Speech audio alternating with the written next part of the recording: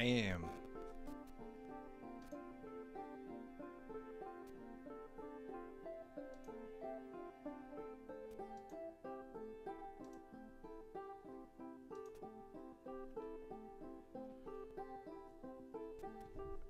Alright, well, I guess it's just me hanging out.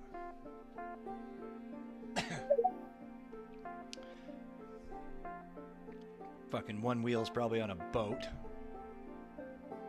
I don't know if you got time to chat, Willie, or if you're just in here for posterity, but I sent you one anyways. It's just me hanging in here. Not gonna have any kind of a space tonight. It's gonna be Bits hanging out, talking to himself. Willie on a damn boat fishing. It's alright, I can deal with it. I'll interview my dog. I know Me will be up in a while. She's doing her own space right now. Man, that music is terrible. I don't even know what to say about that music, really. But they've got it there, and if you want, you can listen to it for hours. I wonder how long it would last if we just let it play. Bleh. I'm not too sure. Well, I sent a tweet out, and I know that Retratito is our guest tonight, and she will be here in a little bit. She's going to take a bit of a breather because she was hosting a space for her drop today, and she was going from 4 o'clock Mountain Standard Time till now, so she's just finishing off a 3-hour space. So we'll expect to see her in here in a bit. I told her to take her time and no rush, not at all. On that moment, I think I'm going to play me an opening track, my favorite opening track, the one that I love so very much, from our homie Mr. Fendel. Gonna drop it now.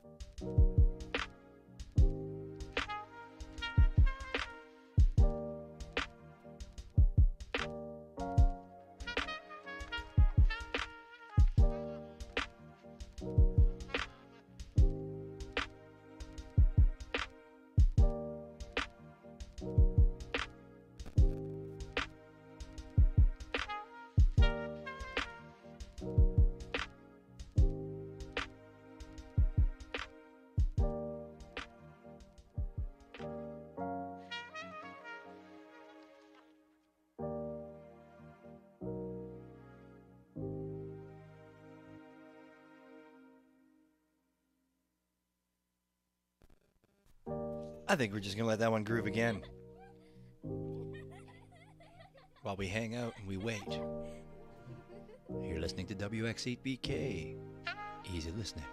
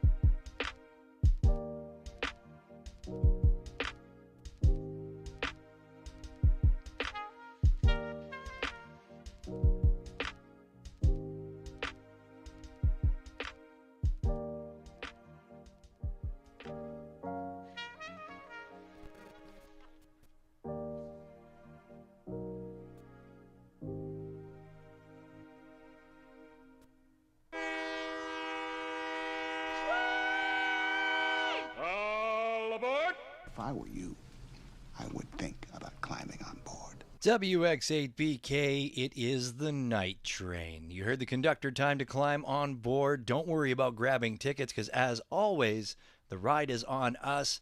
Climb up, find yourself a cozy place to be, whether you want to be at the bar, whether you want to be at one of the fancy lounge tables, or just standing around mingling. Feel free to just make yourself comfortable and at home. My name is Bits. I am your host for tonight. We got One Wheel Willie down there in PFP form. He is out on a fishing boat, enjoying his vacation with his family. We definitely encourage people to get out and enjoy themselves, and Willie's doing that right now. Hopefully, he's got an earbud in so he can listen to me natter away. We got a pretty thin crowd in here tonight, but that's not going to stop me from talking for hours and hours on end. If there's one thing that I can do is talk for hours and hours and hours on end. If you've ever listened to the space, you know that for sure. Willie and I are very good at it. And tonight, so far, you are very lucky that I am the only one in this room. So I can talk to myself and I can answer myself and I can lie to myself and I can call myself out for lying. So we'll see how that goes. Tonight's guest will be Retratito. She'll be joining us a little bit later on. She's just finishing up a 3-hour space of her own. She had a drop today, and she was doing a space for that drop, so she'll be up here a little bit later on. Next week on WX8BK, we have the Texadelic backstage passenger experience going to be happening. We're going to invite Texadelic back, who was one of our early show guests about a year ago here on the Night Train. He's actually the one that created the name for our broadcast that we decided to adopt, and that's why we do call it the Night Train. So that'll be definitely something to be happening. Exciting to be joining us for. The backstage passengers are one hell of a group of people, and there's some really interesting folk there, so we're hoping to have some good conversation and definitely catching up with Texadelic, one of the hardest working folks in the Web3 world is what we're looking for. And then the week after that, we have Creatress, VR artist that's going to be our guest as well. So make sure you do always pop in and listen to us every Tuesday night at 9 p.m. Eastern. We are here hanging out and doing our thing. I see Lily popped into the room. Hello, Lily. I did send you an invite to speak if you would like. You don't have to, but I know you will eventually when you have a moment. Love to have you up here with us hanging out. The only thing I can say about the world right now is, man, I feel really, really, really, really compassionate about the poor folks that are in the heat waves right now. I mean, they're looking at like 60-degree temperatures Celsius in some countries, and that's just mind-blowing. It's just absolutely mind-blowing. I don't know what it is in Fahrenheit. Normally, I would take a little bit of a moment to figure it out, but tonight I'm not going to. 60 degrees Celsius is just freaking hot. So super hot. And really, we don't have much else going on. I didn't do much buying. I sold Threesomes has put it into people's minds that they need to get some trash cards. So I did sell a Threesomes piece and put another one up there for sale as well. So I'm making some money there, which is always good. Some Tez, making some Tez, not making some money, making some Tez so that I can reinvest it in all of my friends' artwork. Because that's what it's all about, is having the biggest damn wallet, and I got a lot of people to catch up to. The opening track that we had tonight was Maiden Queen by Fendel Mark. It's my absolute most favorite tune that I have found in the Web3 world, and Fendel, of course, is a very, very good friend of the show. I haven't seen him in a little bit anywhere. I think he's actually on vacation is what I'm imagining. I'm going to have to definitely check in with him in a little bit and see how he's doing. For sure. But that I did pin it up to the top. No, I didn't. I lied. I did not pin it up to the top. I'm going to pin it up to the top right now so that if anybody's interested later on in purchasing it, they can go. It's only available on secondary for 60 Tez. So, but it's a really groovy, funky tune if you're interested in that. Definitely check around the rest of his catalog as well. Fendel does some amazing work. Some great songs, some great soundscapes. He does some amazing collaborations as well that he has going on with many different folks. Always worth checking his stuff out and picking up a few things if you can. If you don't pick them up on primary, it's kind of tough to get them on secondary because people tend to hang on to them and want a lot for them. But it's worth it, you know? It is worth it. We're hanging out here in our Twitter space. Our guest that we'll be having up a little bit later on will be Retratito. We are also simulcasting on the YouTube. So anything that we usually talk about, if we're talking about art pieces, always try to have them up there. But the biggest thing is that we archive them there. You can go and check out our YouTube channel, YouTube WX8BK. And we have all of our older shows are archived there, plus the live shows that we have put there as of recently. Well worth a listen. There's a few that aren't up there quite yet, but definitely going to be keep adding to that as well. What else? Oh, I did cover that we will be having Texadelic and the Backstage Passengers on as our guest next week. So I'll just cover that again because I thought I didn't say it, but I did. It's right here. I checked it off. So, you know, it's really challenging to talk to yourself all the time, especially when, you know, you can't get deep and dark in your head.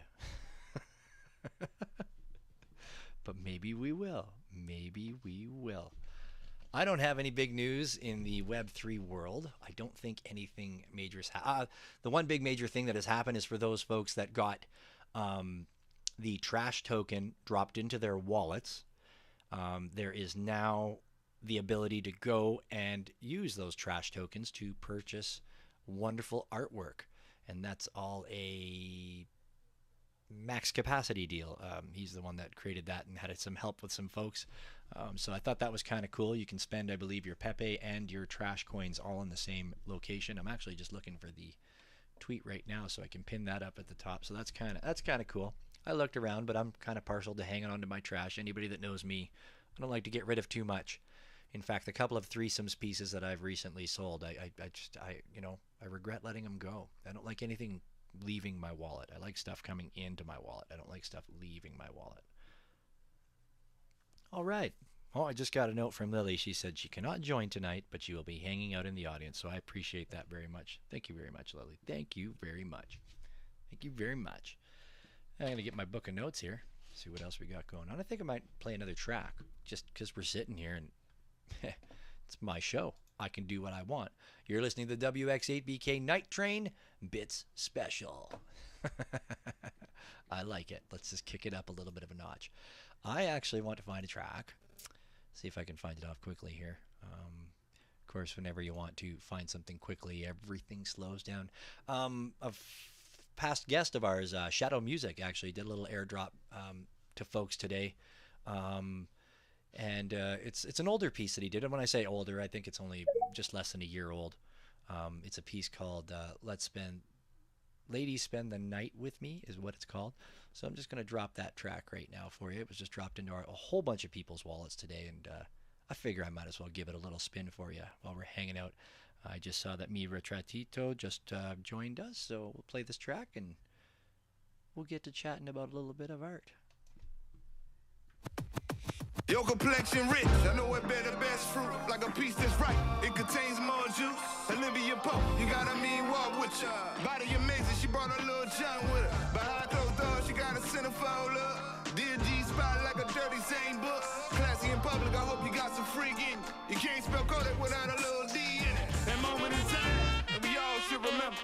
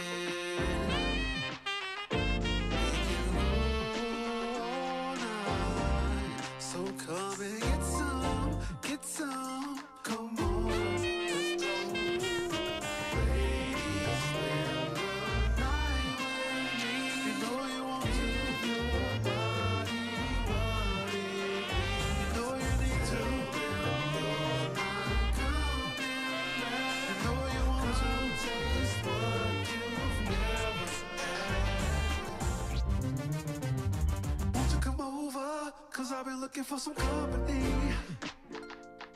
Been a million miles looking for the master key. You know we can save the world. Come on, be my girl, cause you're on. Let's go. Said I need you. I can't take it.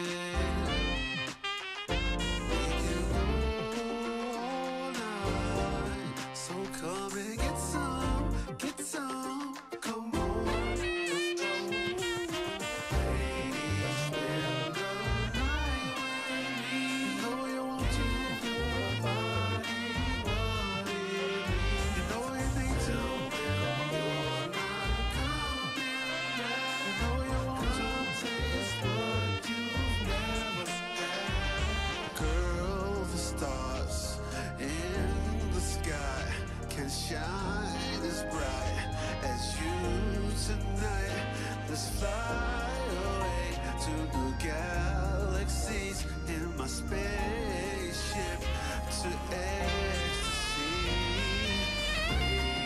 Spend the night with me. Know you want to, your body want it. You know you need to. You're not coming back. Know you want to taste what you've never had. Spend the night with me. Know you want to, your body want it. You know you need to.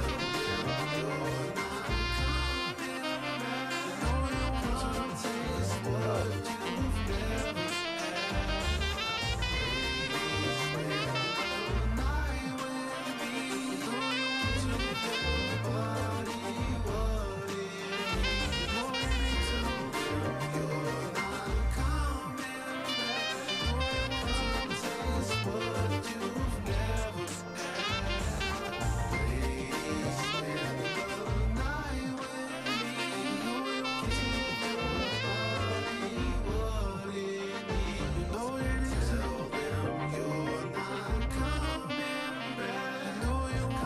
taste what you've never had. Won't you come over? Cause I've been looking for some company. Yeah. Won't you come over? Cause I've been looking for some company.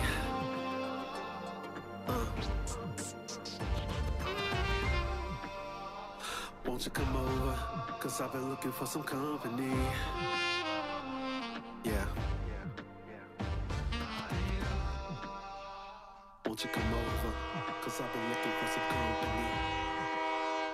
WX8BK, that was Lady Spend the Night with Me, featuring Black Zion by Shadow Music. See, you play some Shadow Music and he pops in at the bottom there. I love it. Loving it, loving it, loving it. Well, we got a few people. See, I played some Shadow, and look, folks started coming in. It was a slow start, but we got them here. We're happening. Jay, what's going on, my man? Hey, what's up, man? How you doing tonight, sir? I'm doing good. How are you? I'm all right. I'm all right. I was in here talking to myself for 14 minutes. I wasn't sure. I had to check.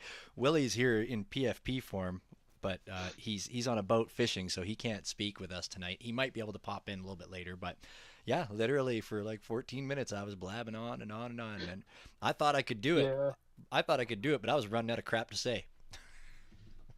I was making some, wrapping up some, cleaning up dinner Oh, with the sure. girlfriend, so I was a little bit occupied. No, that's totally okay. I'm glad you could pop in and be with us tonight and jump in a co-host seat. How's that feel? Is it comfy? Is it good? I'm getting used to it. Good. All I right. like it. Well, that's good, man. Good. Appreciate you.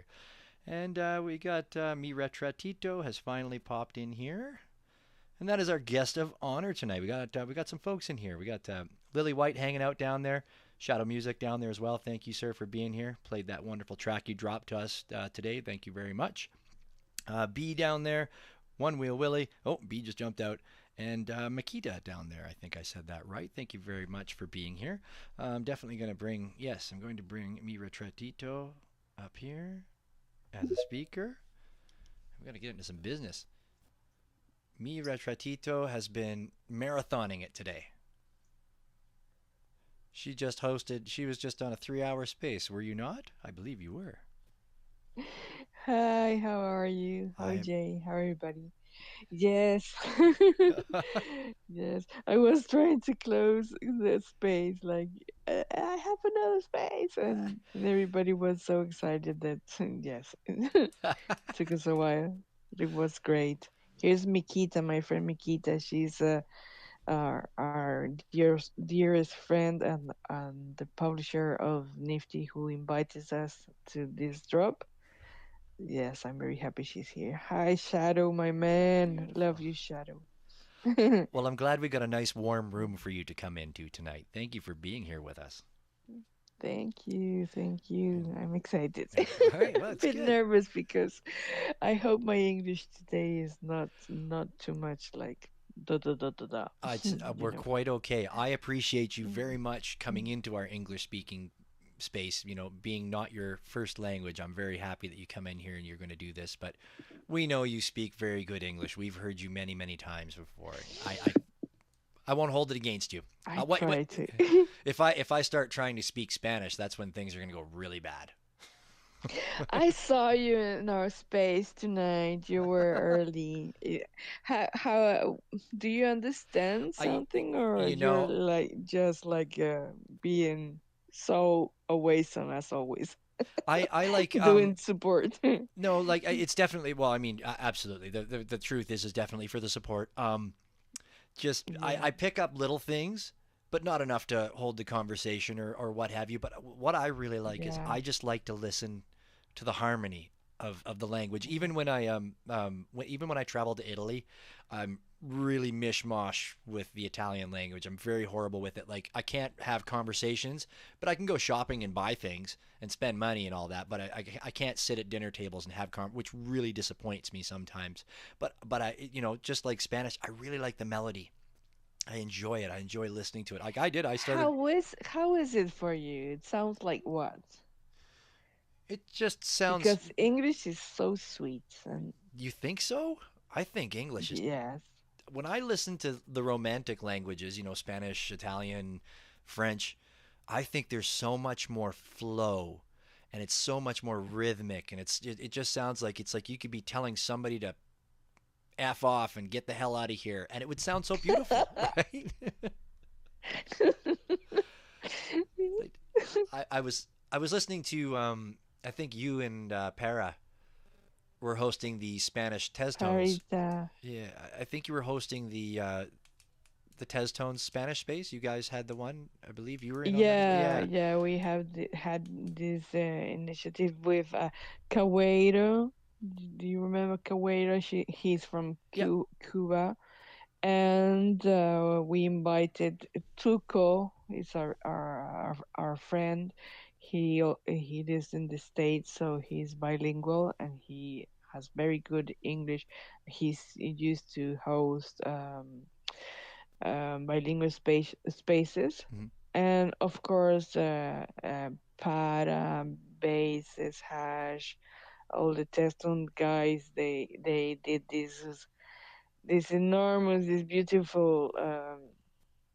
Um, they they came to the space prepared with some texts, and it was so nice. That's Yes. it's always good. It's It, always good when people put in a little bit of effort. We've had this conversation yeah. on this space before. Like when people travel, right? Like what I've noticed. I've been into Germany for a very short time. I've been in and then Italy, what I've noticed just from sitting back and people watching is that if you try, no matter how horrible you speak the language or whatever, if you try even a few words, I find people are way more accommodating. And they look at it and go, "Well, at least you Yeah. tried." And then, you work things out, right? Whether somebody else steps up and knows English and whatever language you're trying to speak in, or whatever, like people figure it out, right? That's definitely if you're trying. But I found like the people that don't even try, that the folks just turn away from them and they don't even want to look at them, right?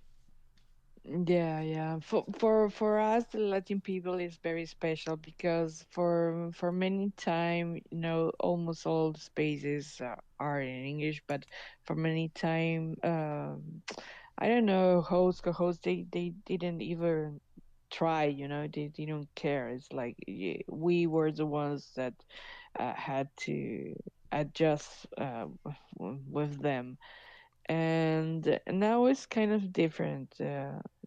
Um, Now we today this morning our friend Gino, he opened a space, he he wrote Test Tuesday, and and it was supposed to be in Spanish, but suddenly there were a lot of people from everywhere, from many countries, and one person opened the mic and started to speak in Spanish, and the reaction of all of us was like, "Yo, yeah, wow!" You know, oh, that's wonderful. It was of happiness. Really, we were we got really really happy because this didn't happen before. You know, and so what the Tesla's family did on that space, or yes, also Tuco, he has these spaces where this event he called Latino art, but this did this he invited many people from everywhere to mint, as if it wasn't only for Latinos, the event. So things are changing Mhm. like little by little, but it's very nice. Also, what you're doing right now. Yeah, Ah, thank I you. have to thank you because you put our drop ad in the ad of this space, and the reaction also in our group was like, wow, this is great. I was worried. Yeah, I wanted to make it a little bit bigger because I thought the writing was a little small, but I mean, it got across.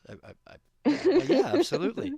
I mean, It was perfect. It is perfect. when it comes to art, I mean, that's the thing. When it comes to art, there is no boundaries. It doesn't matter what language you speak. You paint a picture. You paint. People can look at it, and it Yeah, doesn't matter. And I think that's it's a beautiful thing.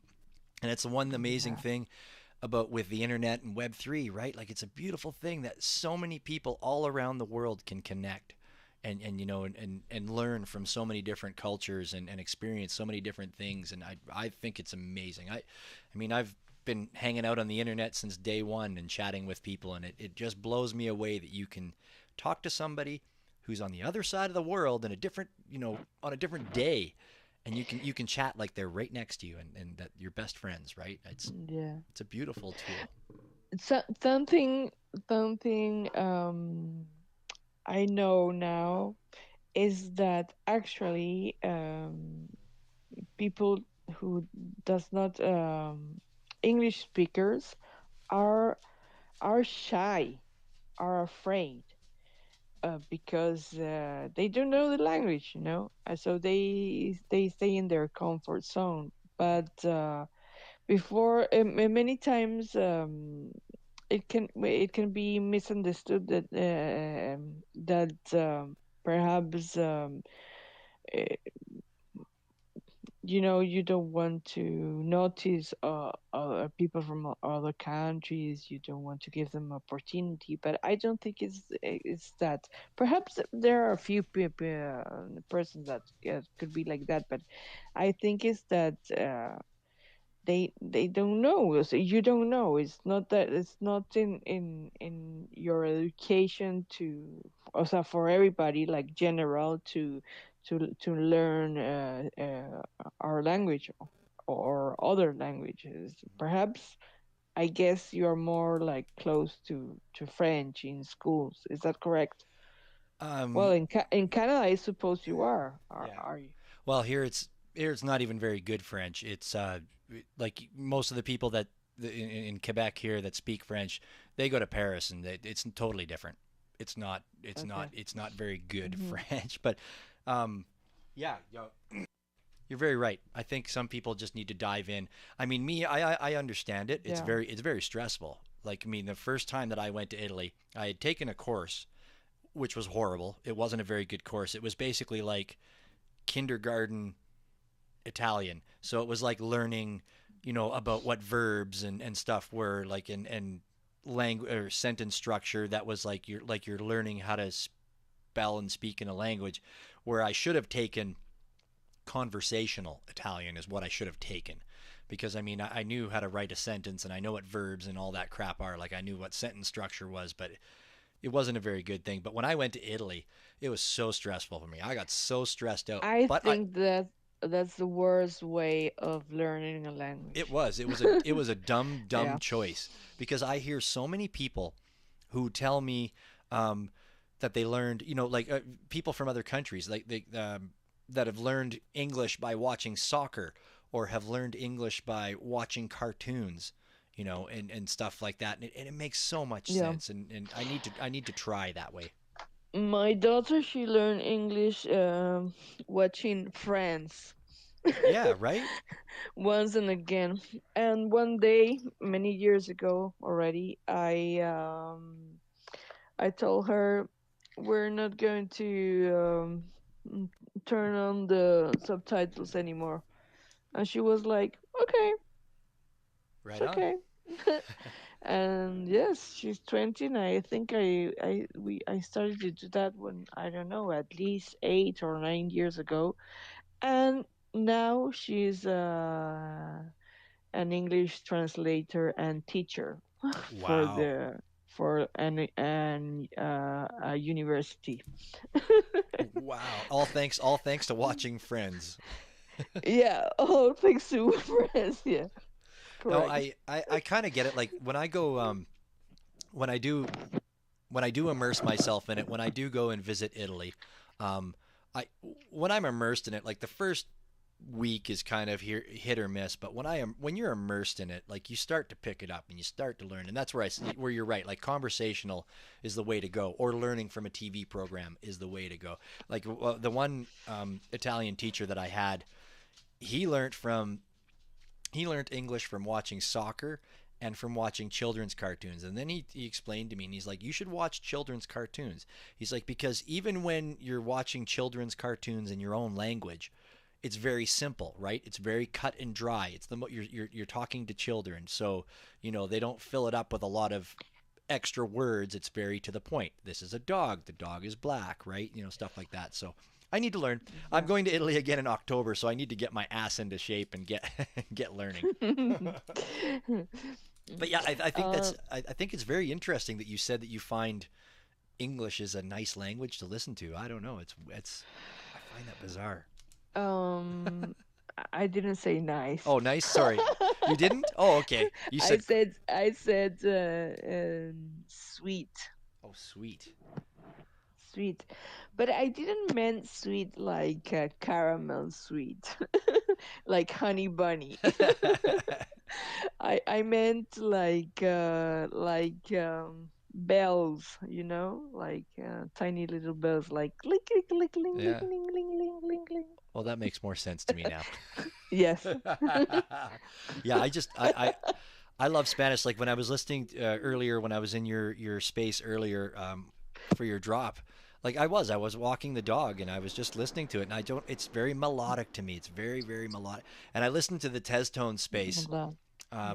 I listened to the Tez tone space that you guys did in Spanish, and it was very funny because there's a guy I work with who's Chilean, and he was sitting across the table from me, and I could see him. He kept looking over at me and kept looking over at me and kept looking over at me, and then after half an hour, Like saying what? yeah, he just looked at me and he goes, "Are you fucking listening to Spanish?" And I go, "Yeah," and he goes, Like, what are you doing? then he goes to me, he goes, "So you know Spanish? So you like listen to me when I talk on the phone to my girlfriend and stuff like that?" And I just looked at him. I said, "Yeah." And then he's like, "What? No." And he started getting all like, blushing, and I'm like, "No, dude, I don't understand it." But it was funny because he thought I did for a second there, and then I guess he says some stuff to his girlfriend sometimes when he's sitting at the table, but I don't know what he says.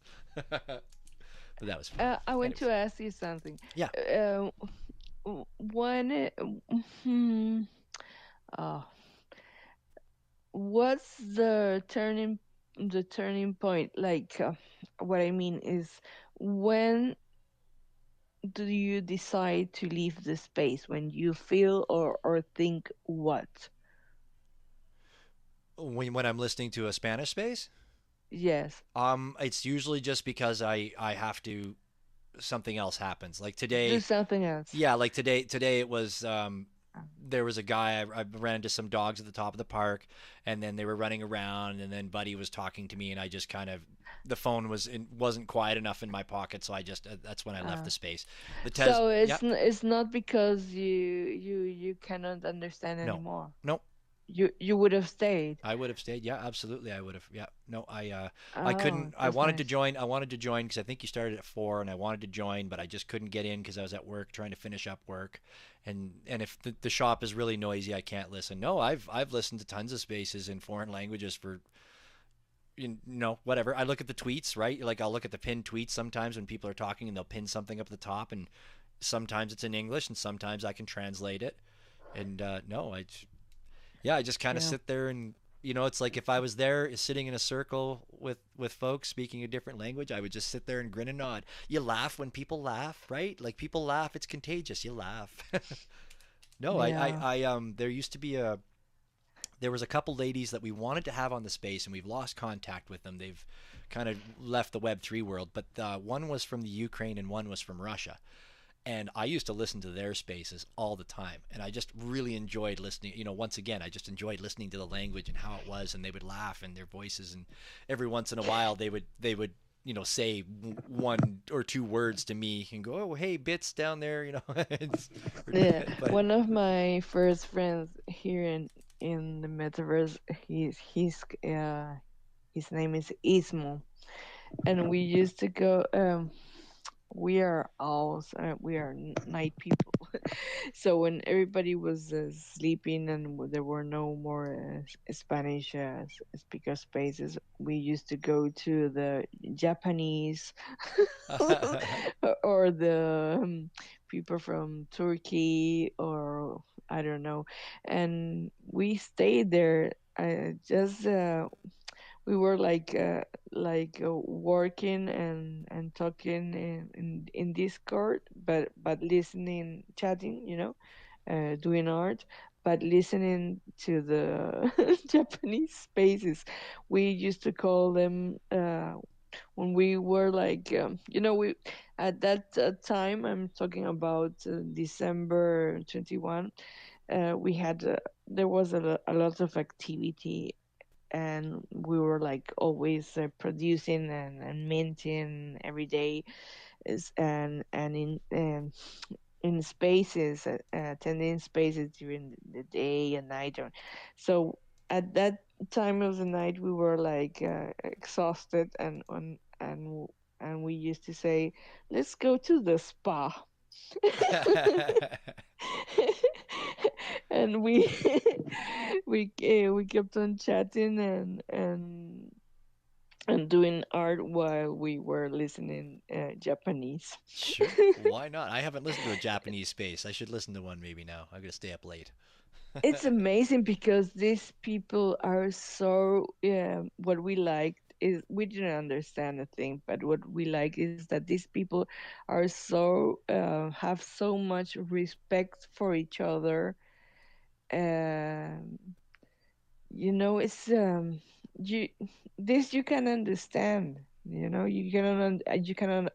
cannot understand the words, but you feel the energy and you like you can interpret the um in the intention in intentionalidad, you Yeah, know yeah, no, I totally Can- get that. That's yeah, yeah, that's definitely something that I grab. yeah, That's the vibe that I get when I listen to foreign language spaces, and yeah, I have. yeah, but also they had this thing like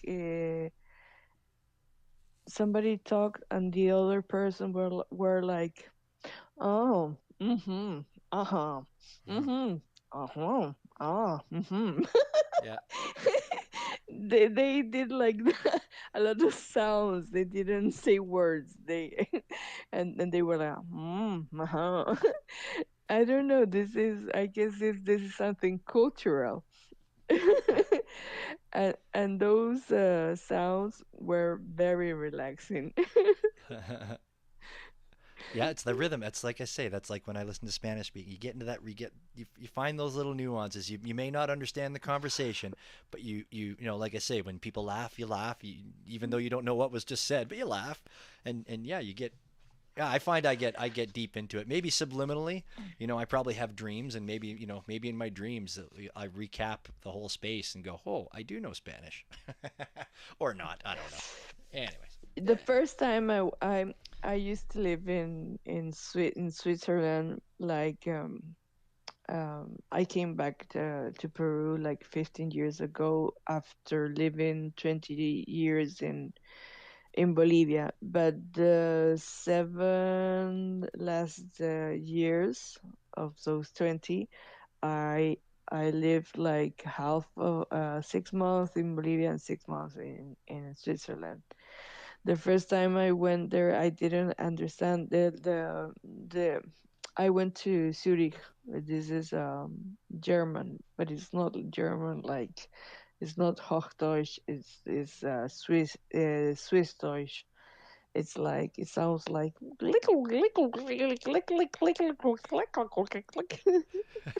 so so the first year everything was like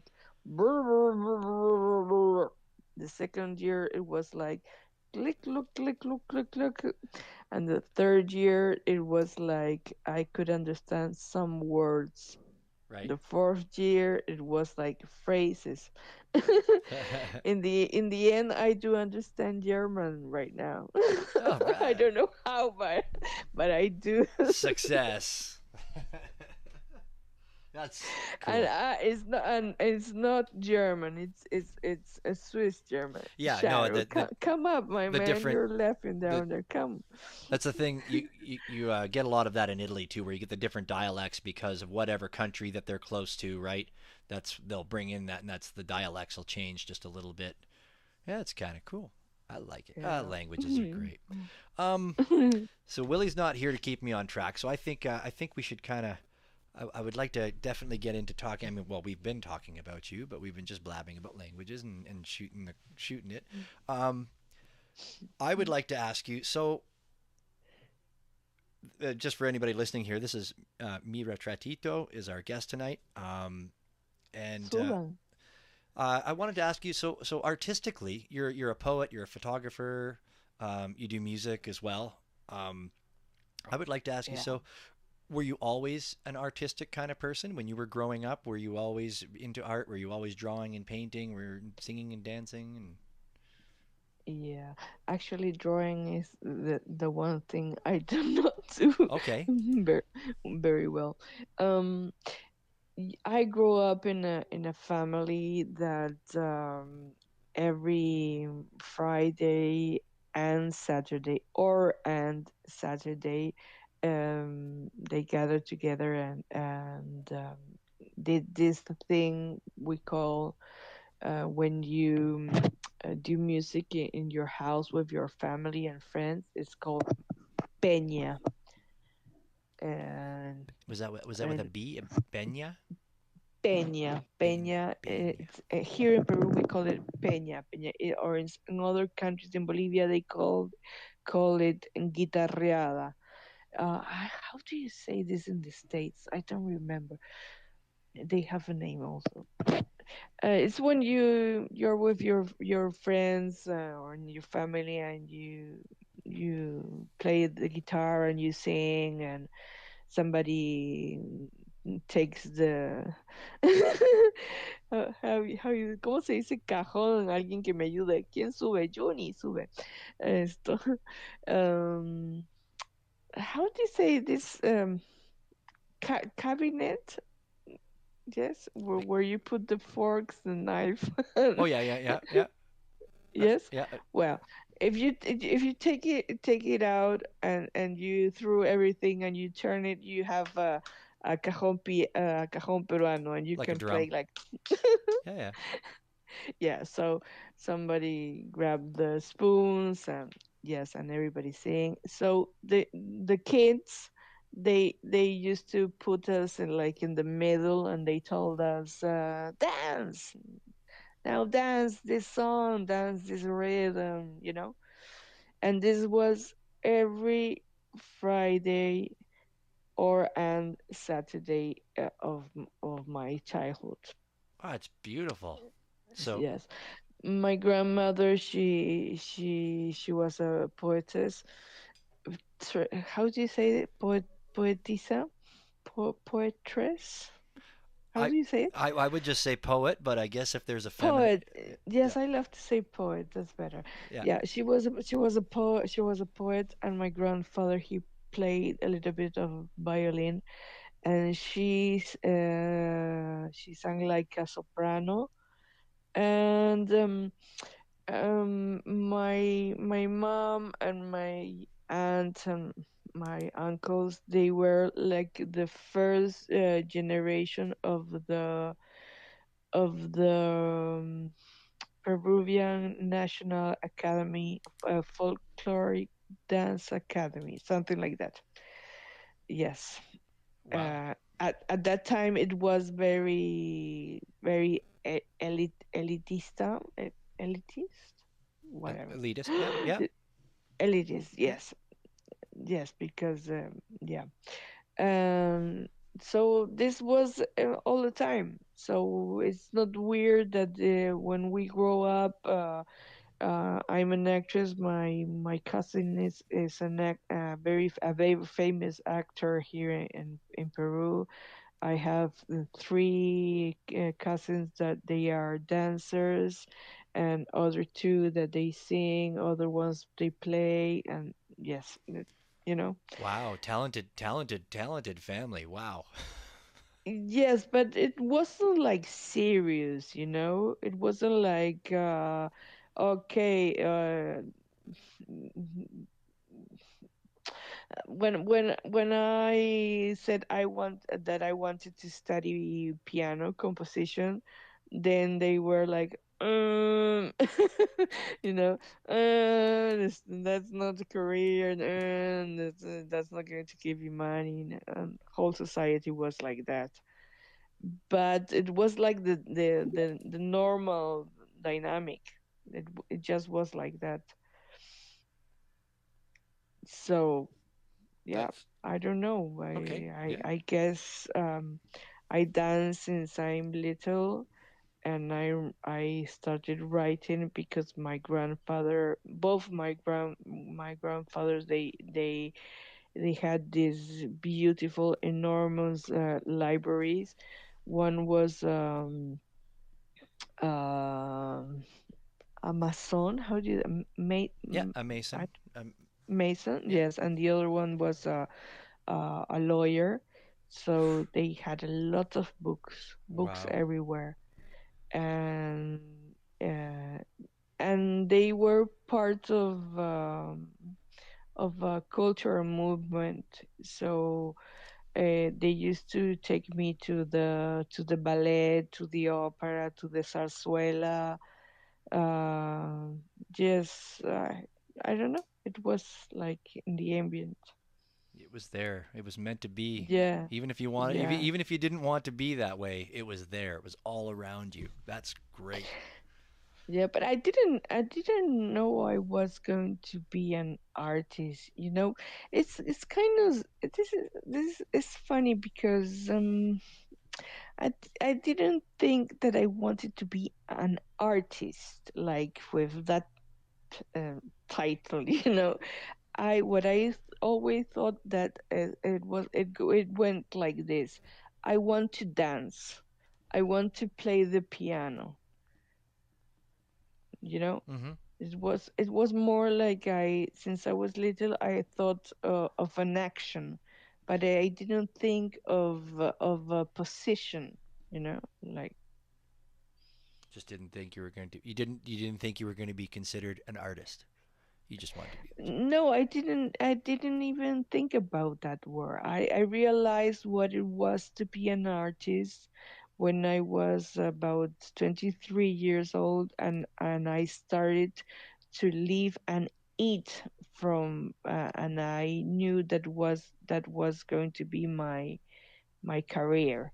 But when I was little, I wanted to like to do like the act of this or that, you know. Mm-hmm. That's cool. It's a great story. That's a great. It's great. It was a great. It was you were meant to. It was meant to be. I mean, you were meant to put food in your mouth being an artist. It was all Yes, around you. now I have a niece. She is the first soprano in the Peruvian National Chorus, uh, uh, and she sings. her brother sings. They all dance. They have a little brother, and he already sings and dance.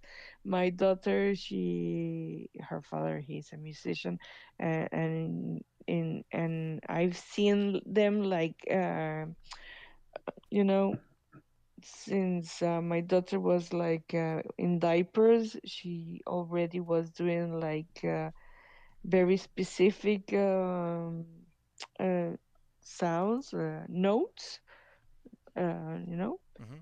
uh, and and and we looked at her, and you uh, as a parent, they have or they don't have the ability. It's like uh, it's it's within them. Hmm.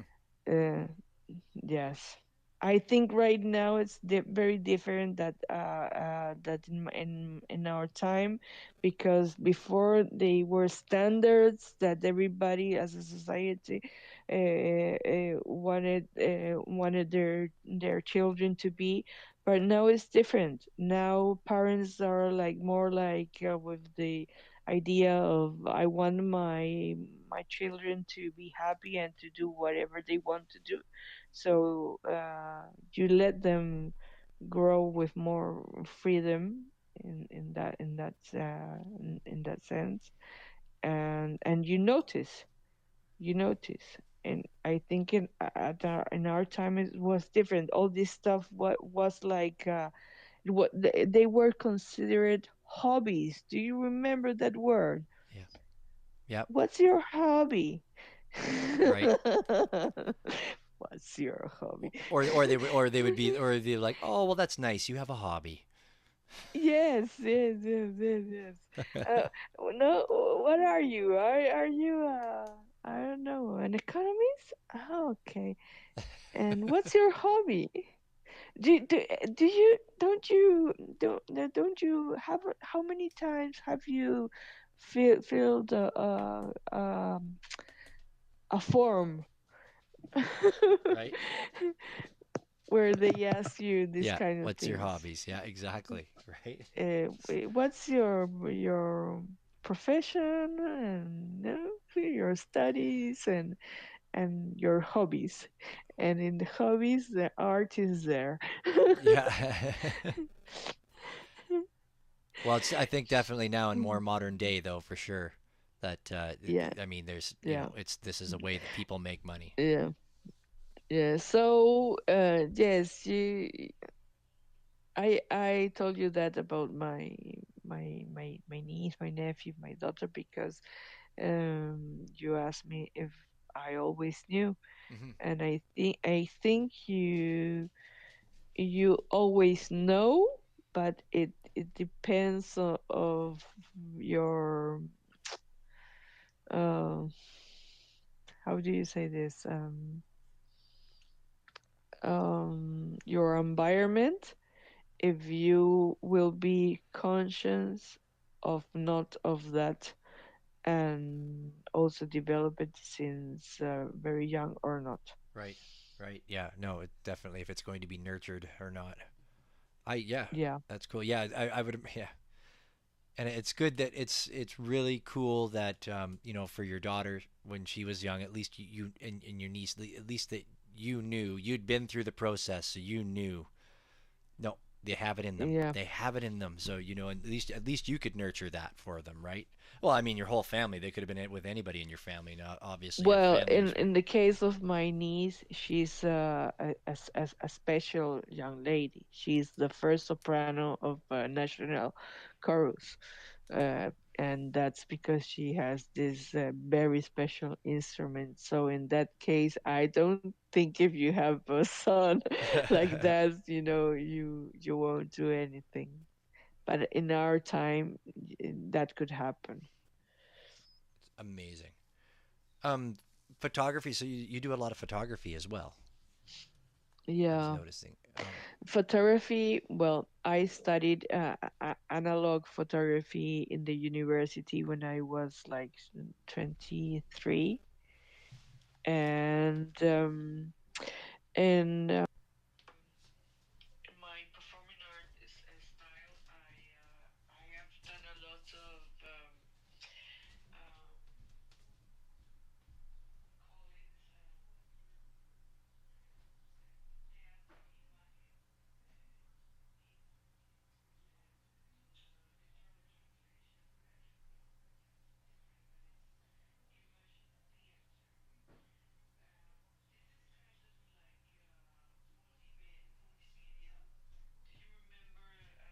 many years ago they used to call multimedia when you did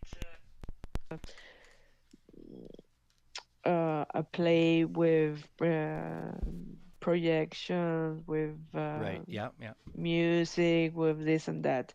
Today, this is totally normal, Right. right? It's totally normal now. But I'm talking about 30 or more years ago.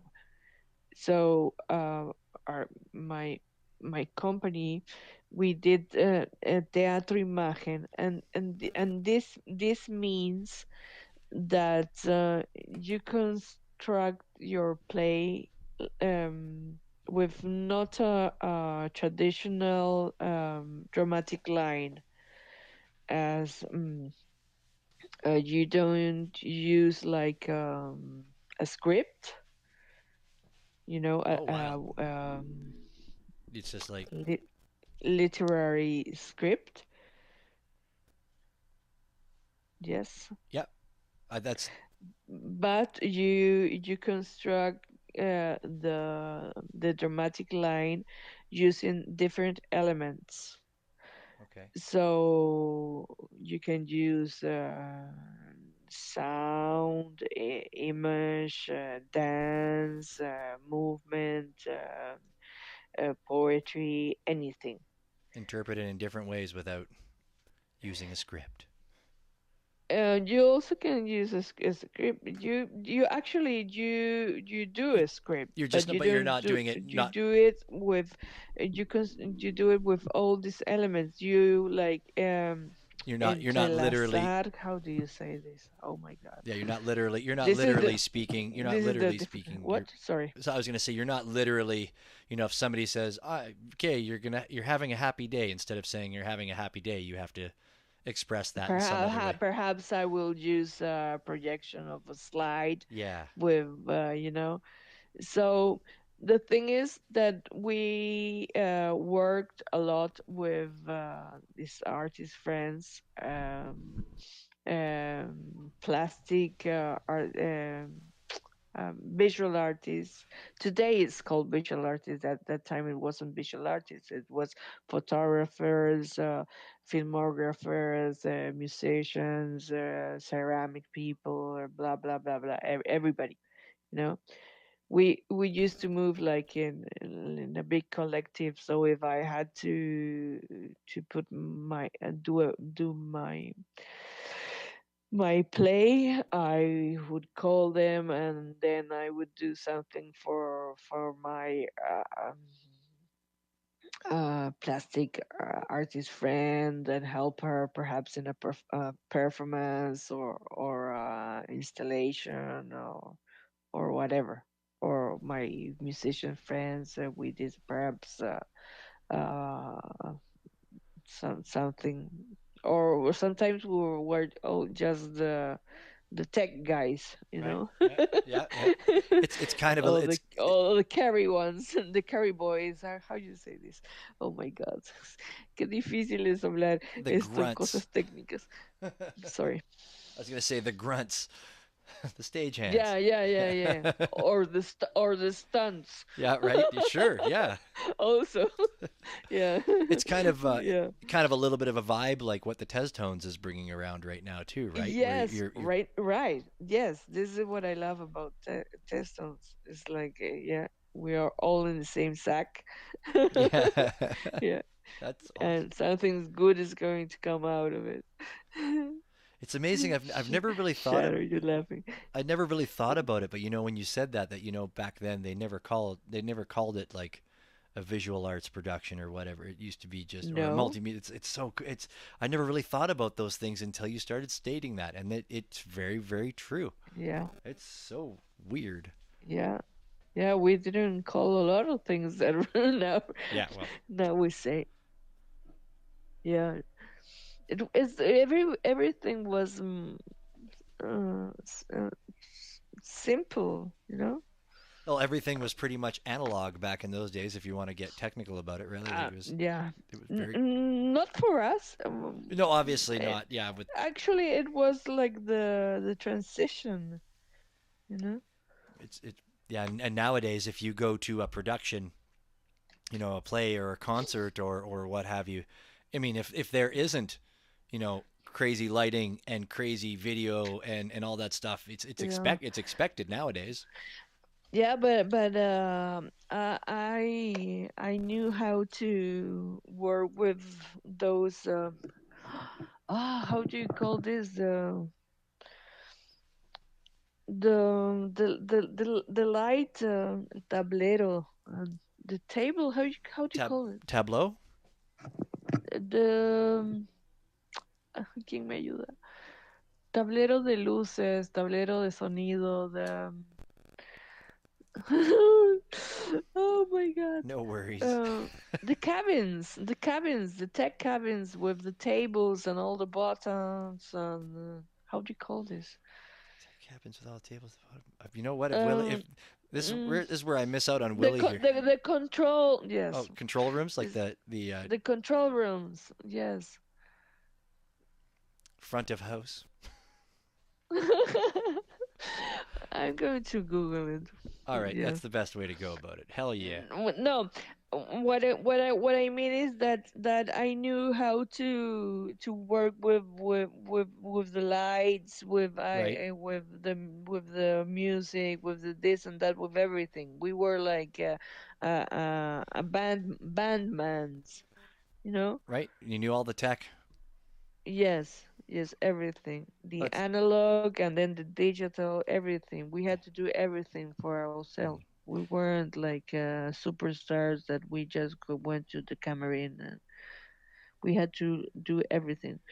which is When we did our place, we had to install 2 days before everything, the lights, the sound, the this and that, right. and rehearse the day before, and then you have like small a few days to perform, and that was it. And I mean it helps. It definitely helps as an artist. Yes. If you know all the back end stuff, if you know all the tech and all the Yeah. what happens in the back, it definitely helps because you know the limitations and you know how to get across what you want to get across. Yeah. I did one play in my life that I participated in, and I was actually originally the light tech, and then Yeah. one of the people that was supposed to be in the play just decided he didn't want to do it anymore, and he left with only 2 weeks left to go before opening. So then the if I was going to say the conductor. Anyways, they came to me and they're like, "Hey man, you'll fit into this part really really well. You don't have to learn the singing parts, but you got to learn all the talking." And I'm like, "Well, I got to do the lights." And he's like, "Well, you can do that too." I'm like, "What?" But it was kind of cool because as I was out there on stage, it kind of came to me. It It was like, wasn't easy, and all the play depends on it. yeah, no, it is. When I was out there on the stage, I had a new respect for it, right? Like I knew how to design lighting and I knew how to get it. But and then trying to explain to people, okay, you got to be over here and you got to do this and this is how I want, this is what we're trying to get. And it was a really good realization for me to be on the stage as an actor and also Yeah. know the back end of it as well. Like it really helps. And I mean, if you guys were producing stuff and Yeah. I meant the soundboard yeah, the soundboard, yeah, right on. and the light board, I'm if that's correct. Yes. Yeah. No. Totally. I was Yeah. getting what you were laying down. I just wasn't. My brain wasn't clicking over. This is. I also had to climb these very huge ladders to put the sanitals and all the stuff. Mhm. I That's love it. awesome. See, I knew this about. You popped in on our. I've heard you on Teztone Spaces obviously before, but you popped in on our 1 year anniversary, and we got to speak with you a little bit that night, and Man, you're an about cars. about cars and whatever. We talked about all kinds of things that night, and I mean, that's where I was like, Willie and I were talking right away. We're like, no, we have to have her on someday. I like this lady. She knows. And I want to imagine that you're smoking a joint right now, but I know it's probably a cigarette. It's a cigarette. Oh well. I can't smoke a joint because I have a double heartbeat. All right. I will end up in the hospital. Ah well, cigarettes just as good. It's I fine. don't smoke normally. I did it today We're because stressing you I out. really needed to relax after that drop, that fabulous drop. Well, you know what? I think I do have a few other questions about your progression, but I think that's a great time. I would like to know a little bit about your drop. I didn't know about it until you mentioned it to me the other Oh, day. it's very nice. Yeah, can you tell us a little bit about what's going on? Yes, Miquita, John Pozos de Shai, ¿por qué no suben? Están preguntando por sus obras. This is Just do it all in Miquita. Spanish. Miquita here. She's a beautiful friend. She's from Cuba, but she has lived many years in several countries. She lives in the States right now. The thing is that she's a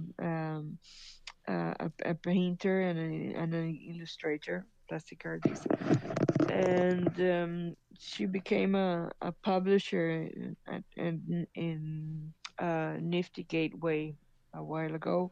Oh, cool. So she invited us. We have a chat with friends. We call us monkeys, test monkeys, because we some time ago we bought these test monkeys in object. A friend of ours found them at 0.30 Teslas, Oh, wow. and they are so kawaii. So we went mad and we sold out the collection that night. And the guy, the creator, he's a young fellow from Iran. He has very very bad connection, so we try to do some spaces with him, but it's terrible. He couldn't Right. couldn't get to this to speaker because, well, Iran. Yeah. So he did this chat in Telegram. He was um, he wanted to g- to stay in touch with his holders, but we the Latin guys who bought the Teslas, we did our own chat, and we laugh a lot about the monkeys. We like to mock about bored apes, because we know we are going to be famous because we have our 0.30 Teslas, kawaii test monkeys. This the thing is that every day we hang there. There's very nice people. And we invited us to do. She wanted to do a collective of 10, and the point is there's something in Latin America that is called tanda, or pandero, pasanaku, many names for this dynamic. That is that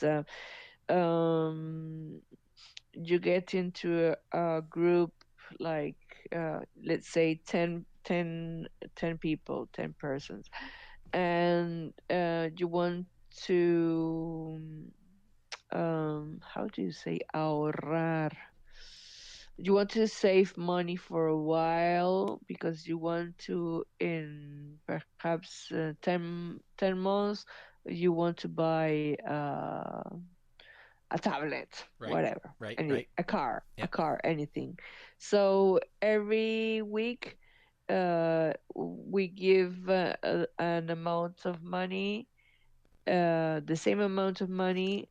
9 people give the 10th person this amount of money, and the second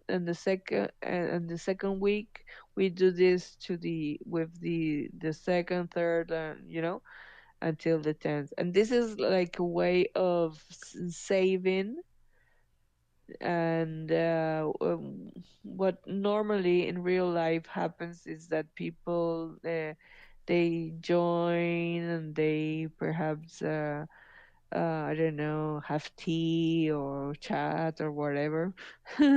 It used to be like that. Now everybody just sends a WhatsApp or whatever. That's uh, cool. in real life. But we brought this dynamic to the Web3. So what we do is that we do pieces, and everybody buys the other person's art. Cool.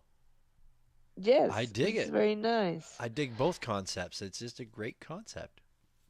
It is. It is. Uh, so I'm in another tanda and with another group, and there are different dynamics. In the other one, we do like a space per week for three people. Three people, and we are 12 in that group. So in 4 weeks, we do a space per week, and we talk about the art, the piece, and we buy the other. And in this case, we are just six because Mikita has two groups. We were supposed to be 10, but um, the group is divided because they are we have different topics.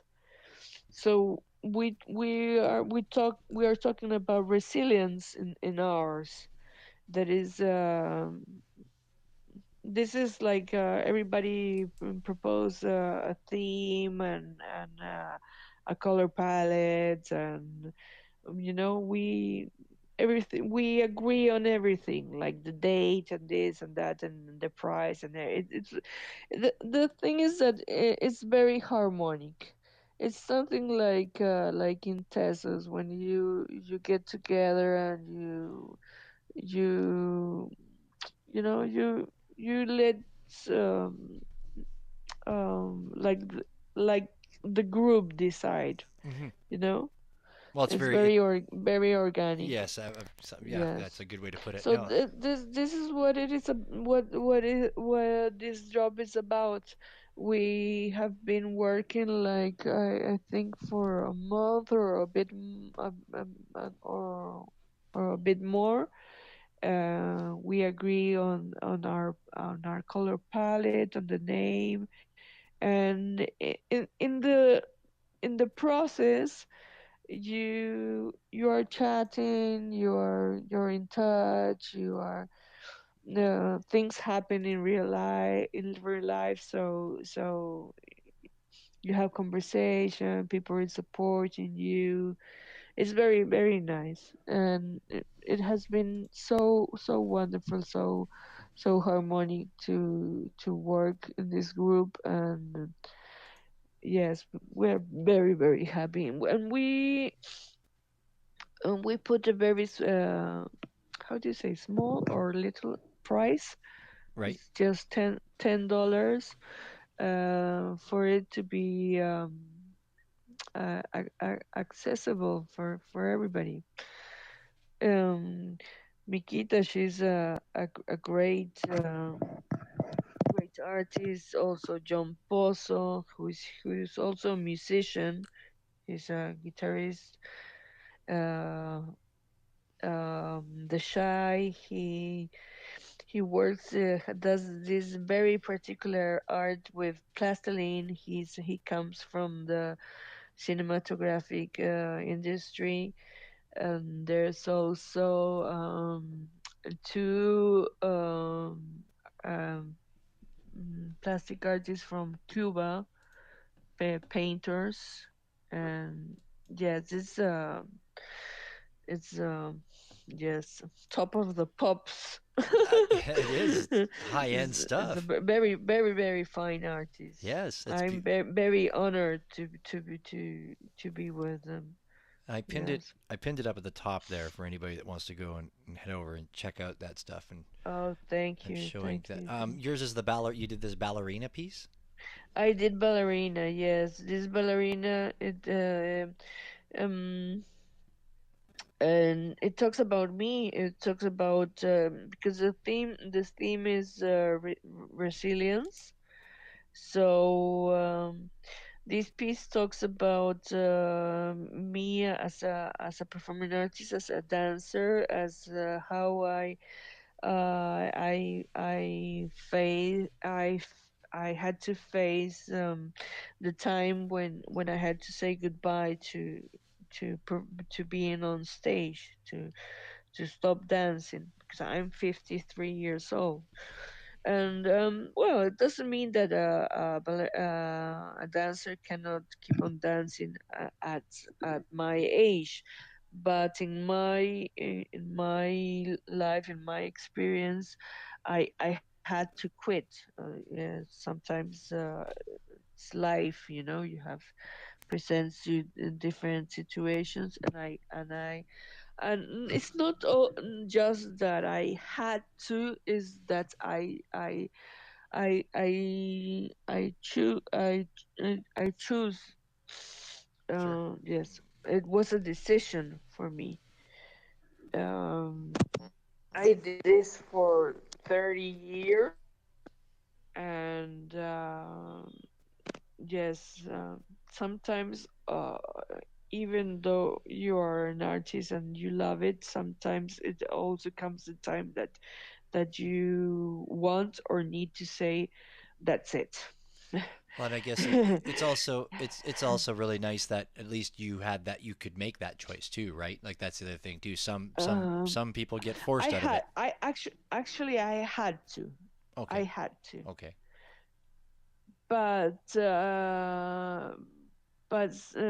it was easier to think that I also wanted to. And somehow you do want to um, you can always, you are, if you're an artist, you will always be an artist. You can always keep on doing art, but I'm talking about the profession, Hmm. like producing is something else, no, Yeah. and and the same as in all the professions, you want to retire at some point. You want to retire, Well, and I wanted to retire from the stage. I mean, 30 years of doing anything is nothing to Yeah. to scoff at. Like that's a very very long successful career. I mean, for sure. 30 years? Like not many people do things for 30 years. That's very truthful. Yes. You have mentioned something that I love. How every time I listen to artists talk about this, about success, people say it as mention it as something they want to reach. Uh, but you, sometimes, many times, I see they put it like success is being famous, Right. and for me it is not that. Right. Success is when you get to do what you were meant to do, and you get to do what you want to do, what you wanted to do, and what you want to do. And I feel that I have succeeded in that. I've done many, many things. I never talk about that this stuff in here in the metaverse. Today, Mikita said something in the other space. I talked a little bit about something, and Mikita said, and we know each other like for more than a year already, or a year and a half. I don't know, with other people more. but Mikita said, wow, I never heard you say that before. And this is because I never talk about this.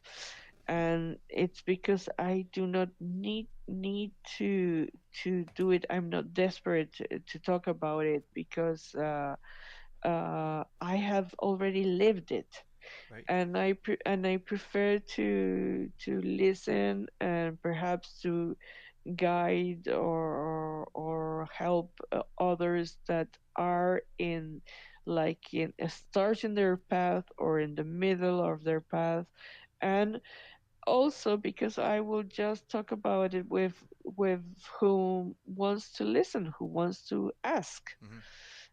and because I do not need to show off, and I'm not looking for success because I already feel I'm fine with it. I've done so many things, like 20 hours per 7 in so many years that I know. It's very funny because I found here in the metaverse a friend. She's younger than me. She lives in Mexico, but she's from Bolivia. And someday these little boys came to space and told me, I know who you are. And I said, that voice, I know who you are. And I saw you doing that, what you're doing in that picture, in that photograph. And I said, who are you? And then I remember, I recognized her voice, and I said, Ale, Caperucita. And she said, sí, Pamela. And that was the first time somebody called me by my name here in the metaverse. And I was, wow.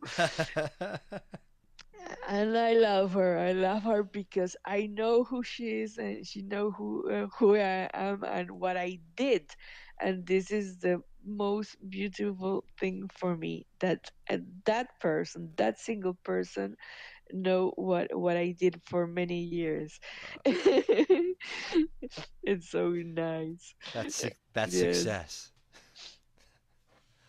That's beautiful. I love how you put that all. And I'm a very I agree 100% with what you had said there, that success doesn't mean that you became the most famous person or the richest person. It's that you got to do what you got to do. And that's Yeah. I love that. Yeah. If you want to be how do you say, Schumann? Yeah.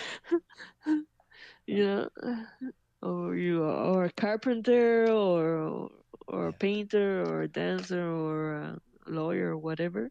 Yeah. Well, Uh, somebody, I mean, once again, somebody that can do something for 30 years. That's success. That's success. I feel fortunate because not everybody can. Of course, I didn't do money. I was poor as hell economically. you know, I earned like 100 or 200 or 3. I remember once I had this big project, and I was doing like 400 bucks per month.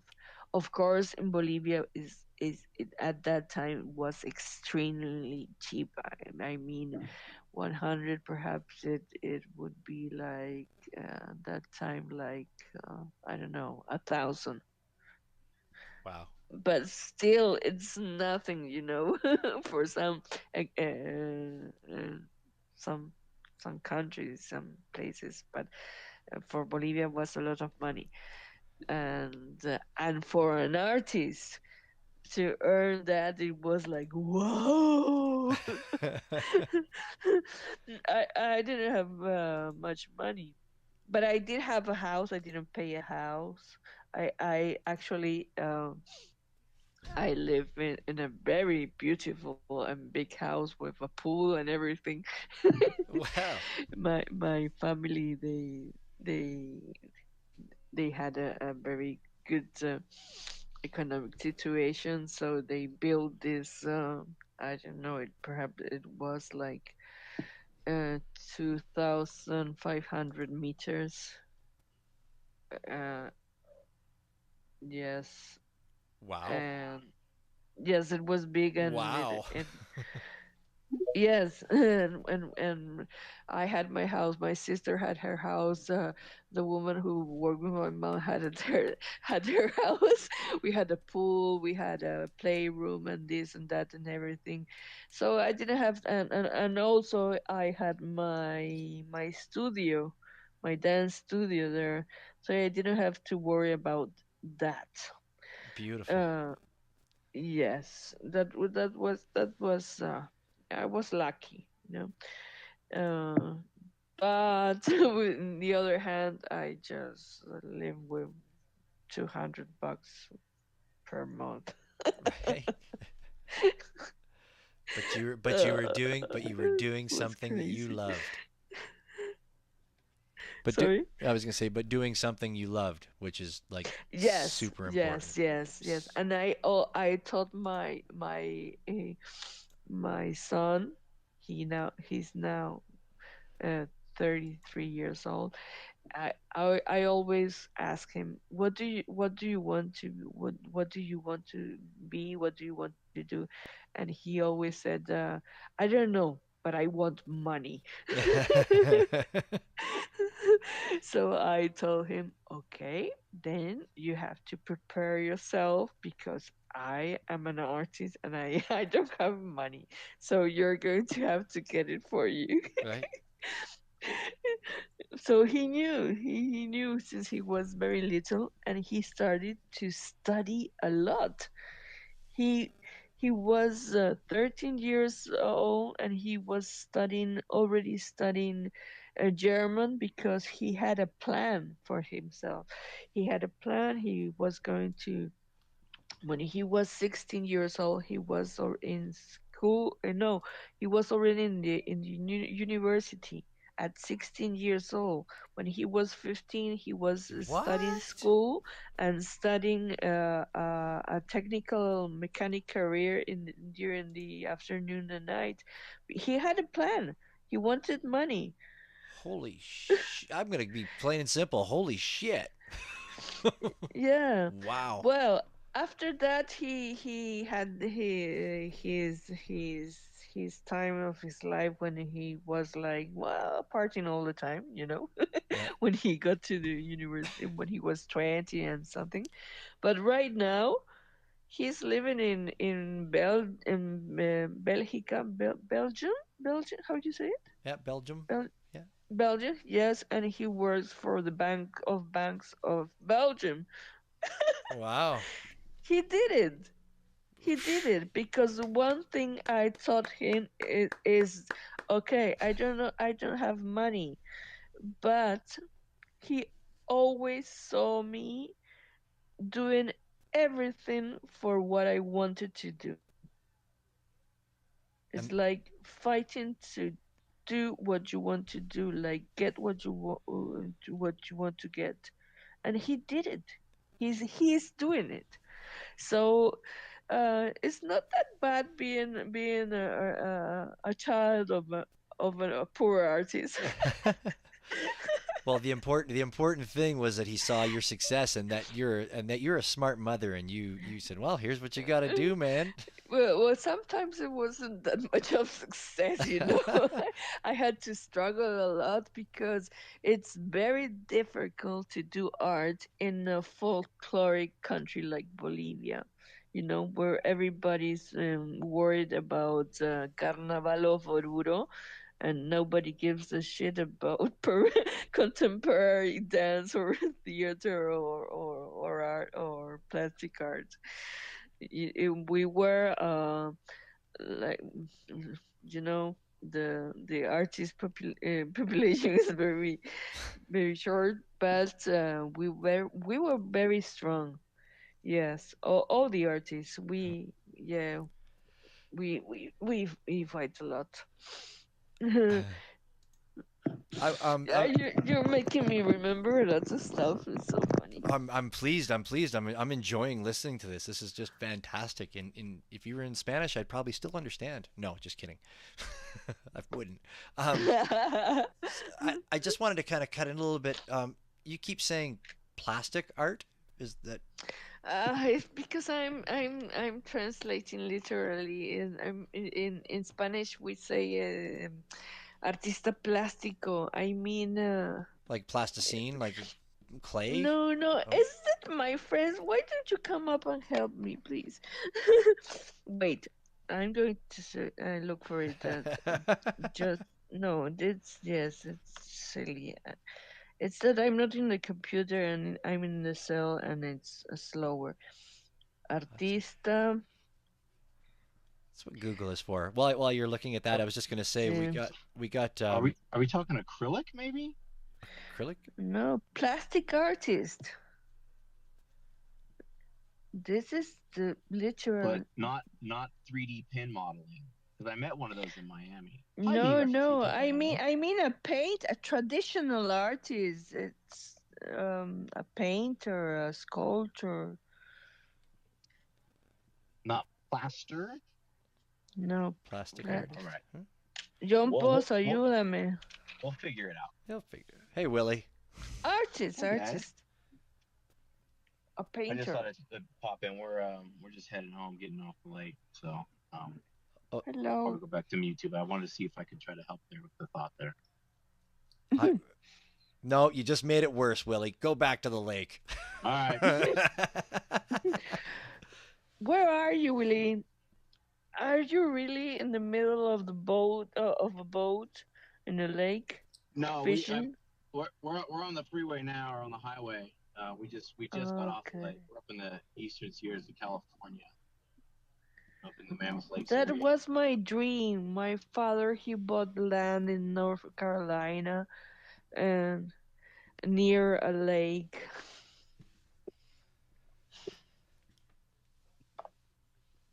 I love being on the lake. I was on the lake last week on Saturday.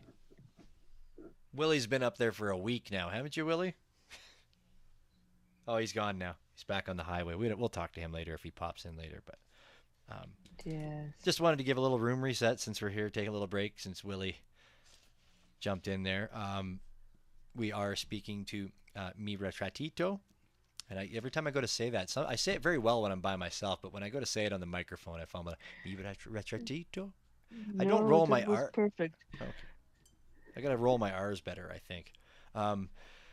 Just wanted to thank everybody for popping in here, for having a great conversation. See a lot of familiar folks in here. Pong, thank you for popping in, my man. I know it's late on the East Coast there. Laser Lou is probably listening to us in the closet right now, creating some amazing laser art. Lily White down there, Shadow Music.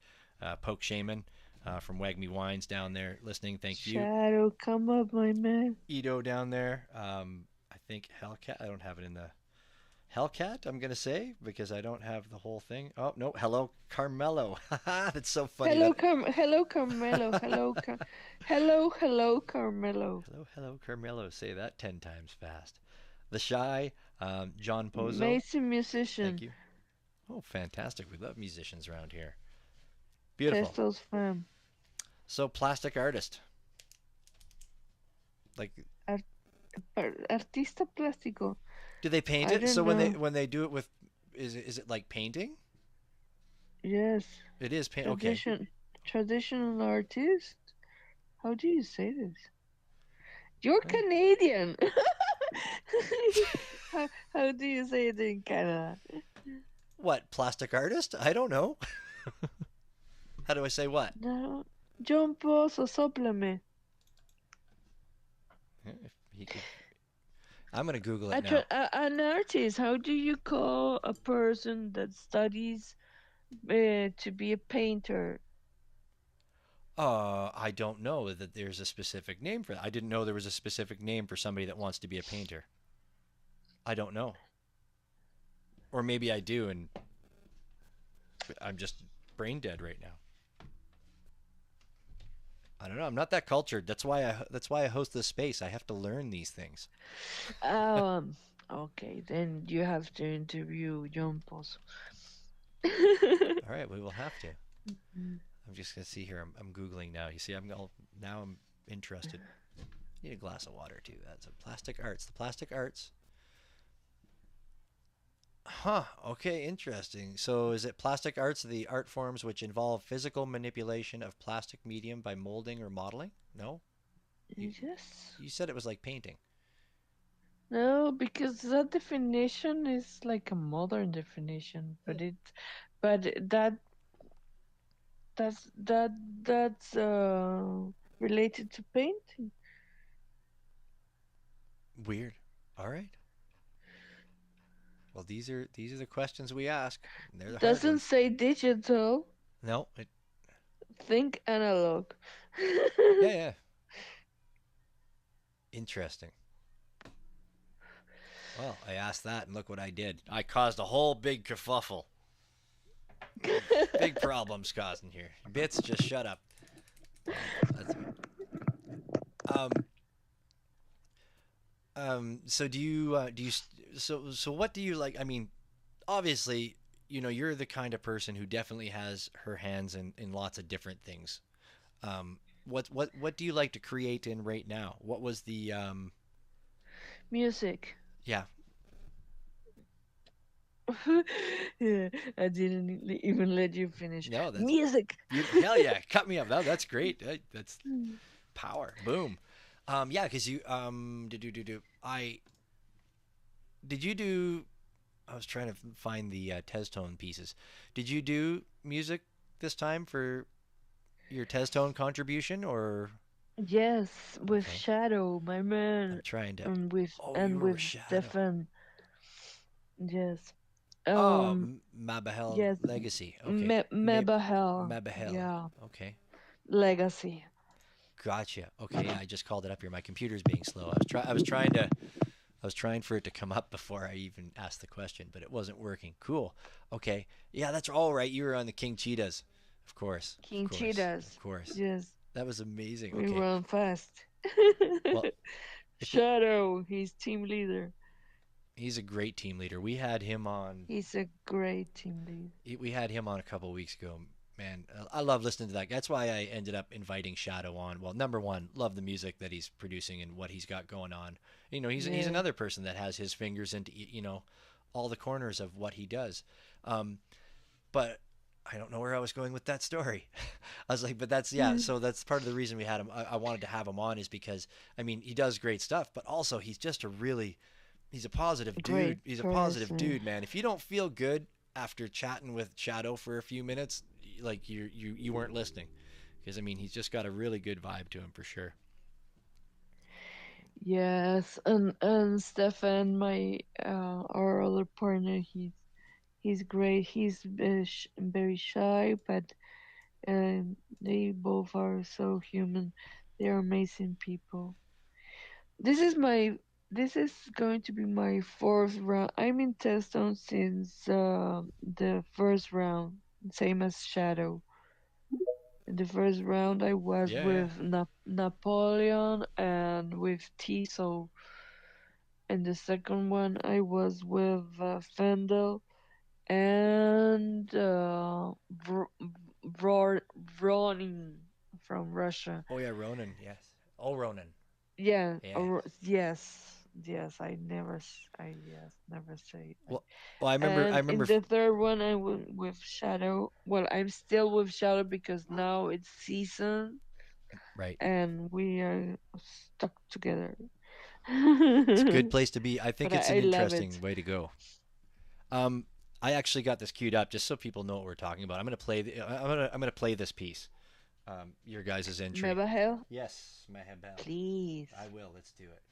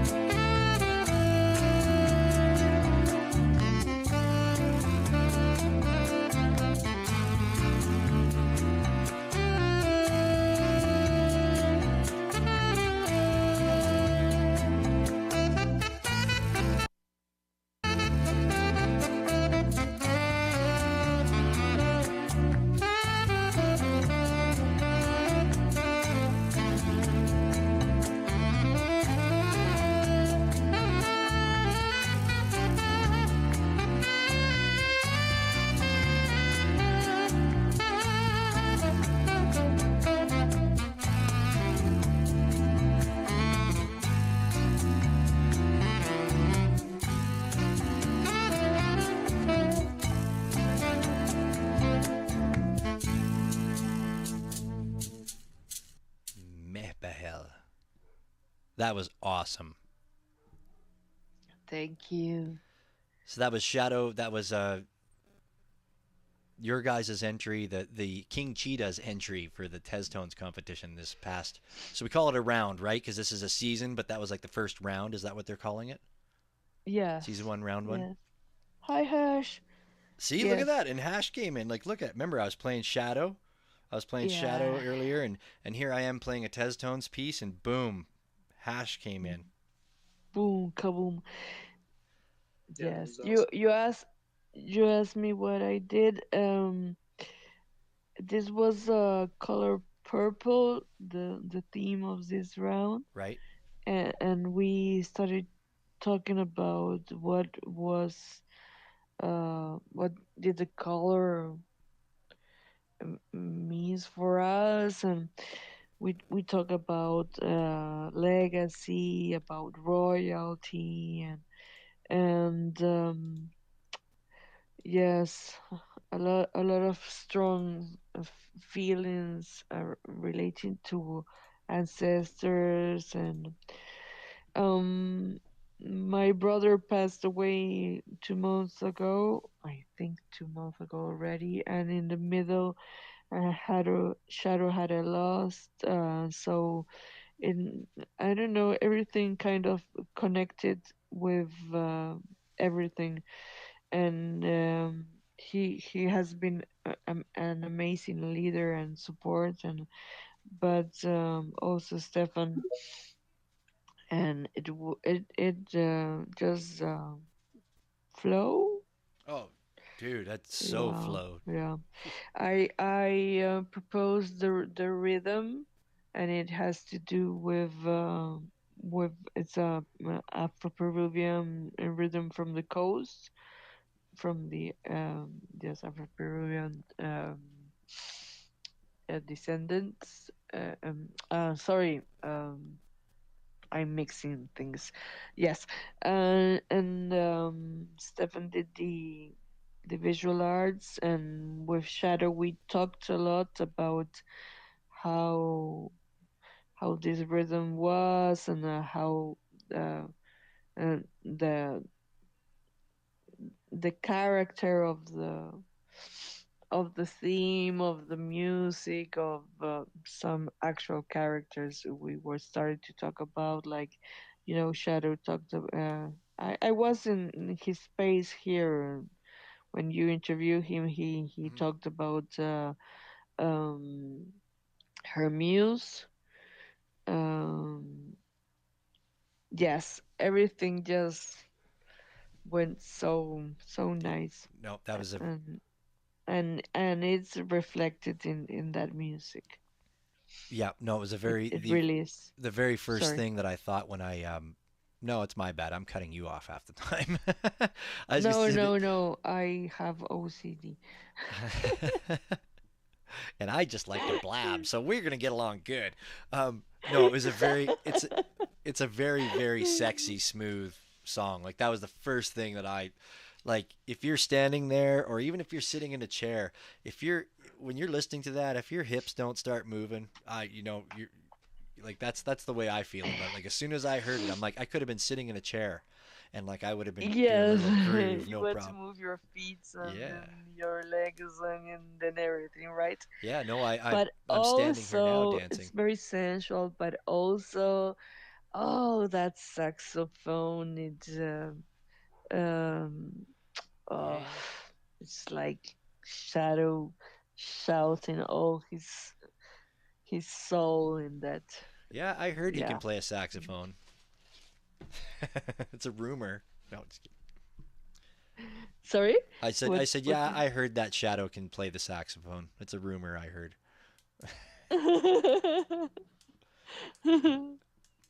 No, that's an amazing piece. It's a beautiful piece. For anybody Thank in here you. that doesn't know, Tez Tones is they're taking visual artists and audio artists or musicians and putting them together on teams, and they are competing in rounds. How many rounds are in this? This is the first season. How many rounds do you know? Hash, come up.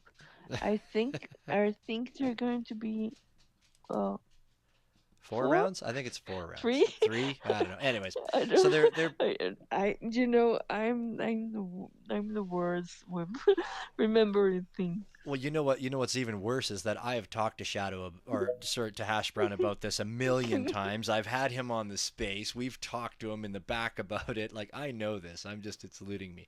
But yeah, so they've taken visual artists and musicians and put them together on teams, and then they're given a theme, and then they're creating a piece out of it, and it's turning it into a competitive kind of sport. And they're really basing it off of real competitive sports where there's going to be stats involved and seasons, and we're all going to be wearing jerseys of our favorite teams some year, right? I'm going to be like, I'm going to have to be in somebody's corner cheering them on. It's an interesting project. You can probably click on Hash down there, number one Hash Brown down there, and probably go through his link tree, and you can find the information that you want. I highly recommend you look into it. The pieces that are coming out of it are just phenomenal. Just like the Yeah. piece that you just heard, to take some of these absolute, as far as I'm concerned, to take some of these legends in this space and to have them collaborate together to create these pieces in a competitive way. And I say competitive because it is competitive, but I mean, It's competitive. it still has the camaraderie of the whole Web3 Tezos art world too. I think competitive as in the way the best way. Oh, you know what I mean. Yeah, yeah, we're good. We're good. Like competitive, like it's good, Yeah, yeah, no, it is. It's very healthy competition. It's really, really cool. I mean, it's like I say, it's competitive, but it's still the warmth of this Tez universe that we're living in right now. It's Yeah. yep. It's totally awesome. Now it's yellow, What's yellow? the theme, the new Oh, is it? theme. Oh, okay. I was like, what? I was like, what? What the I hell did I miss? What just turned yellow? Uh, Yeah, sorry, I oh, didn't sorry. We're still talking Teslas, right? explain. I think it's the beer. It's starting to. I'm, uh, I tell you I'm drinking a little bit of beer oh, since good the for you. the other space. I'm Yes. drinking. I'm drinking some wine. So, Oh, great! Cheers. cheers, salute. Yeah. Is that what they Uh, say? Is salute? Salud. Is that a Bye. Spanish as well? So that's one of those. That's the one thing. Going just kind of circling a little bit back to the beginning when we were talking about language and stuff. That's the one thing that I found very interesting. Was how some of the similarities between Italian and Spanish. And Yeah. but it was very funny because this one time when I was in school, this lady that was there, that she spoke Spanish as her native tongue. And I can't Mhm. remember what the teacher said, but she was like explaining words to us, and then she said a word, and then the lady next to me, her eyes just went wide and her mouth went open, and then my teacher looked at her and said, "Oh, no, no, in Spanish that's a bad word, but in Italian it's totally different." And it doesn't mean, and I can't remember what the hell the word was, but then we had a whole conversation for the rest of the class, was basically these words that can really get you into trouble in both the languages. Like if you use it, this Italian word in Spain or in Spanish, that you'll be saying something different. Like the one thing in Italian is that the word for bird Yes. is the same word as penis, I believe it Yes. was, or something like that. And they're like, so if somebody asks you to go, Pinga. so if anybody asks you to go bird watching, make sure you question them a little bit. But anyways, Yeah, yeah. I'm trying to remember. I heard that before. I'm going to Google oh, she's gonna Google it now. She's gonna come up. Don't Google that. You'll come up with dirty stuff. That's how Google works. it. What kind of? So No, you're drinking beer. I I was gonna say what kind of beer you're drinking, but I imagine whatever beer you're drinking is not available to me up here. why? Well, it's probably not. Why not? Well, because I don't know. You tell me what you're drinking. Maybe it is. Cusqueña. No, Cusqueña is Cusqueña. everywhere in the world. S- Cerveza cusqueña. What? Okay, now I'm gonna Google this now. Yes. How would you spell that? Cusqueña with CUSQUE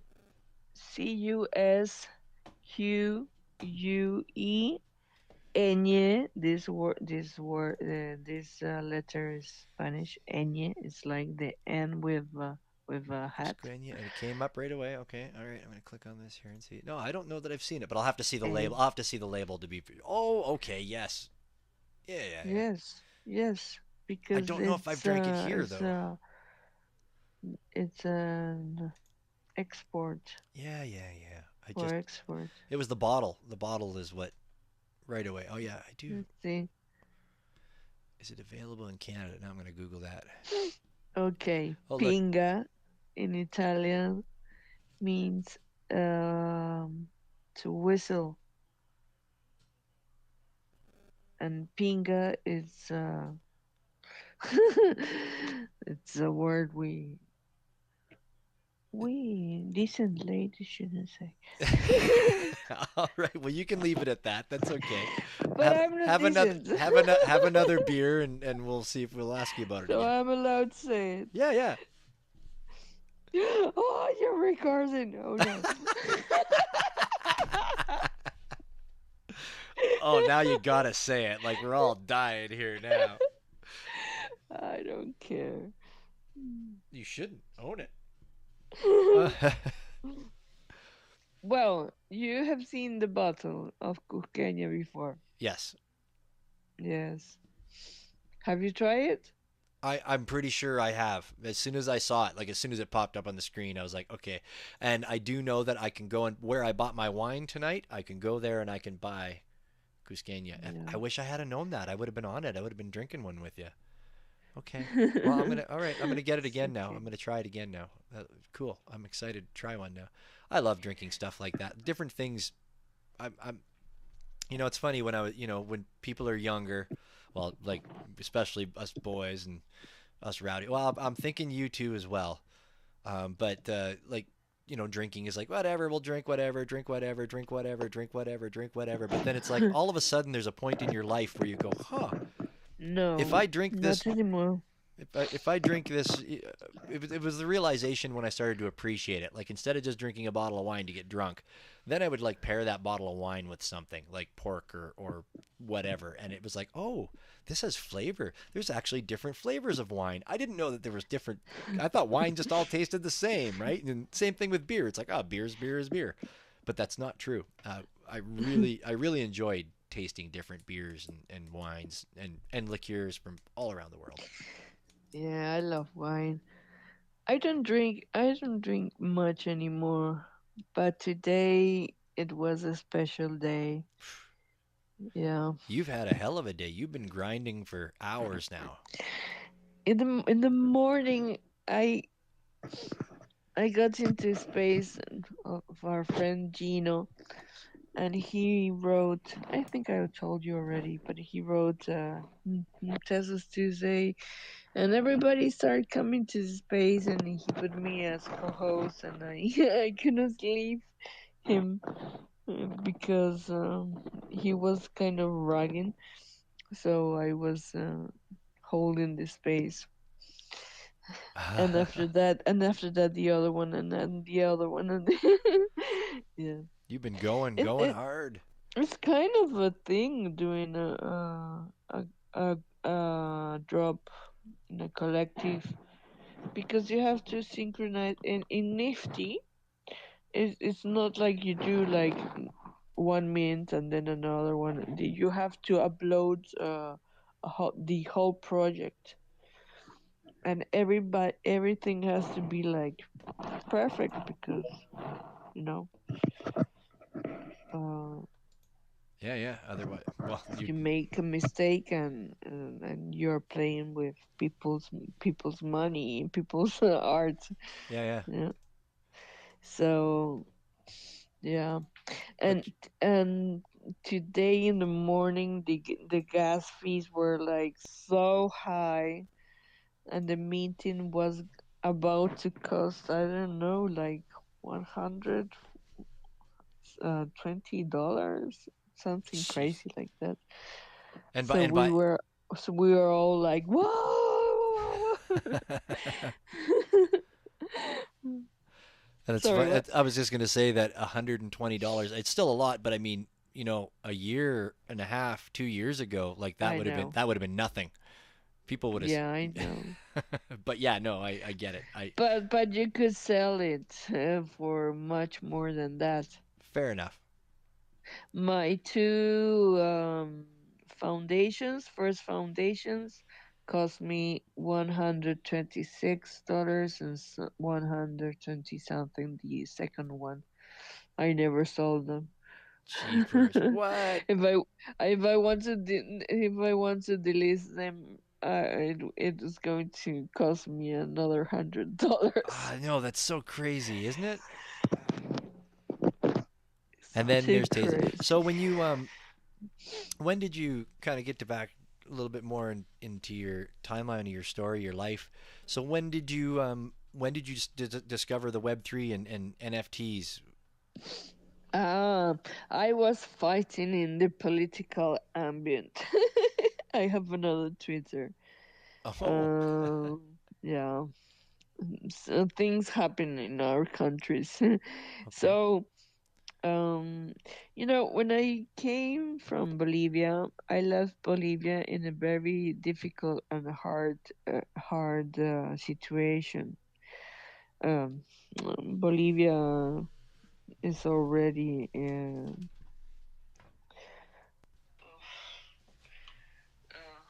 how do you say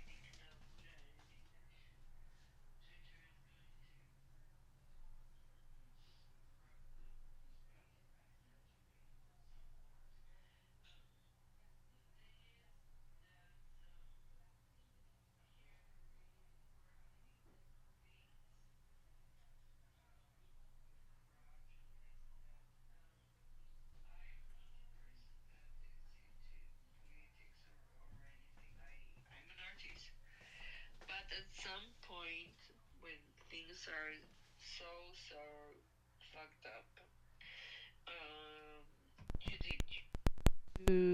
you decide whether you want to shout out, speak, or perhaps do something. Hmm. So I got into um, the activism. Yes, Sure, is that correct? I sure. don't know. For some month in Twitter, and someday I was so tired about this that I saw this space.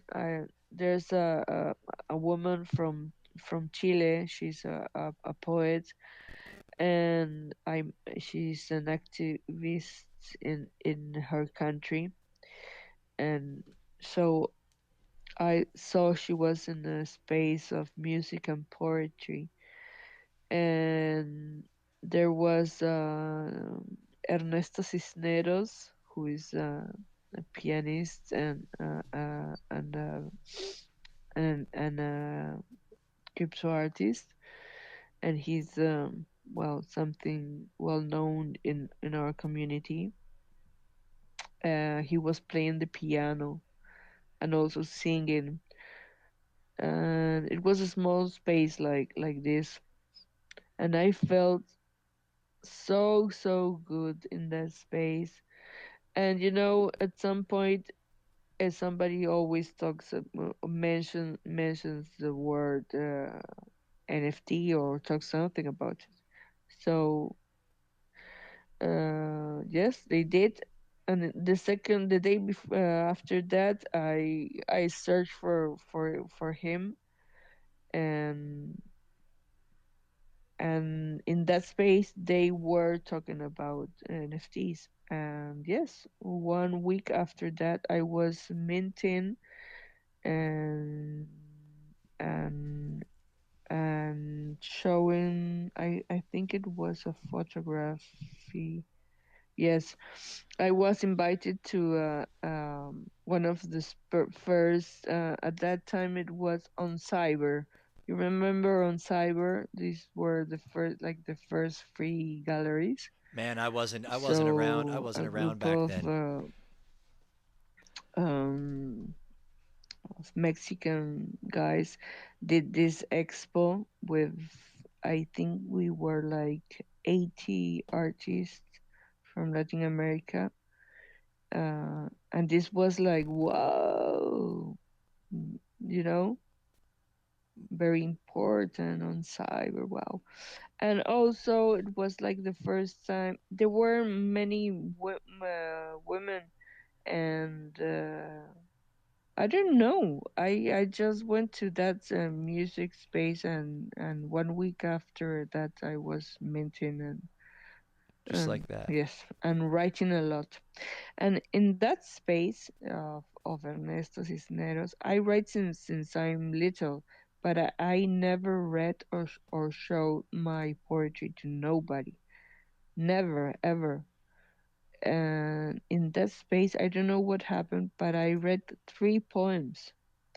And the day after, I wrote again, and the day after, I wrote again, and I wrote and I wrote and I wrote and I wrote, and I haven't stopped writing and minting. I used to write like perhaps this month, and the next month, or in 3 months, or in 6 months, since I was little. But it wasn't like I never even think about it about writing. I just did it when I wanted to do it, and I didn't pre-think when I write. But now I can do it as how can I explain this? When I want, I can construct, I can create, On command. build. Do you understand? Yes, yes, yes. Absolutely. Hello. Yep. Am I not there? Oh shit, I was all muted. Sorry. You were talking. Yeah. Oh, I said some of the most amazing things that were said tonight, but I was muted, so nobody got to hear it. What did you say? Nothing. I didn't say anything. No, I was talking, but I didn't say anything amazing. Okay. Well, and then I I Sorry. I I didn't stop. I couldn't stop, and I started to meet a lot of people. And since the beginning, somebody gave me 2 pesos. Two Fucking here's the pesos. story. Damn. Yes, and this person not only gave me 2 pesos, he gave a lot, like many people 2 pesos.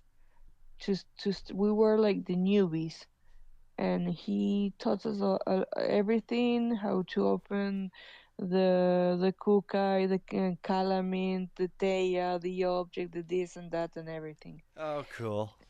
And he told me one thing: what you're receiving right now, then you will do the same for the new people that Pay who it will forward. come after you.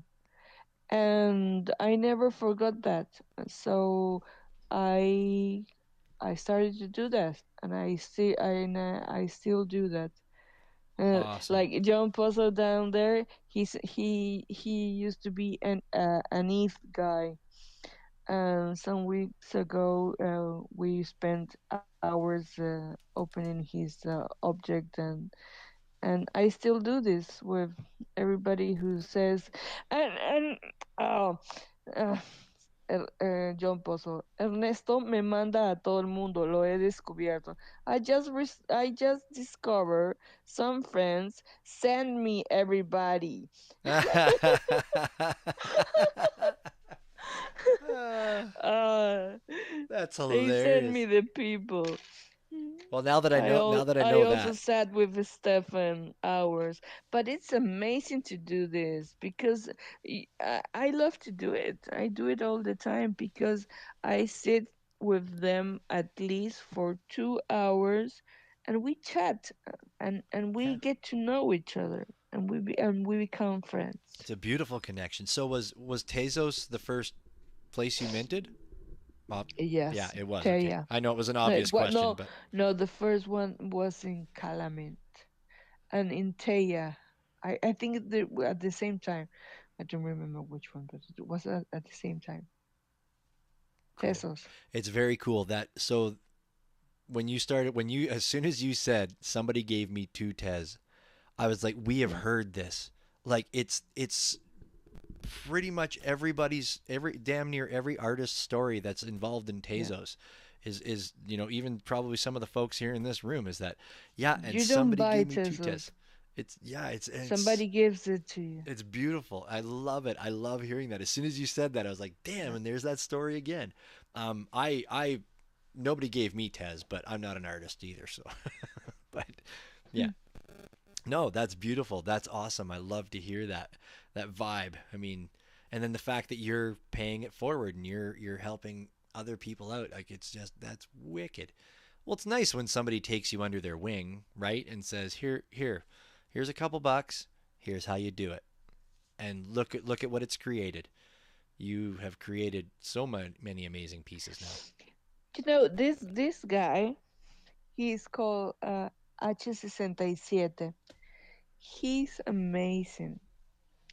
And coming from like the Twitter, but the political fighting area, Uh-huh. no, no, and meeting uh, a lot of crazy artists here, like they were happy, everybody was like happy and friendly, and I said, what is this, what's this strange world, where am I?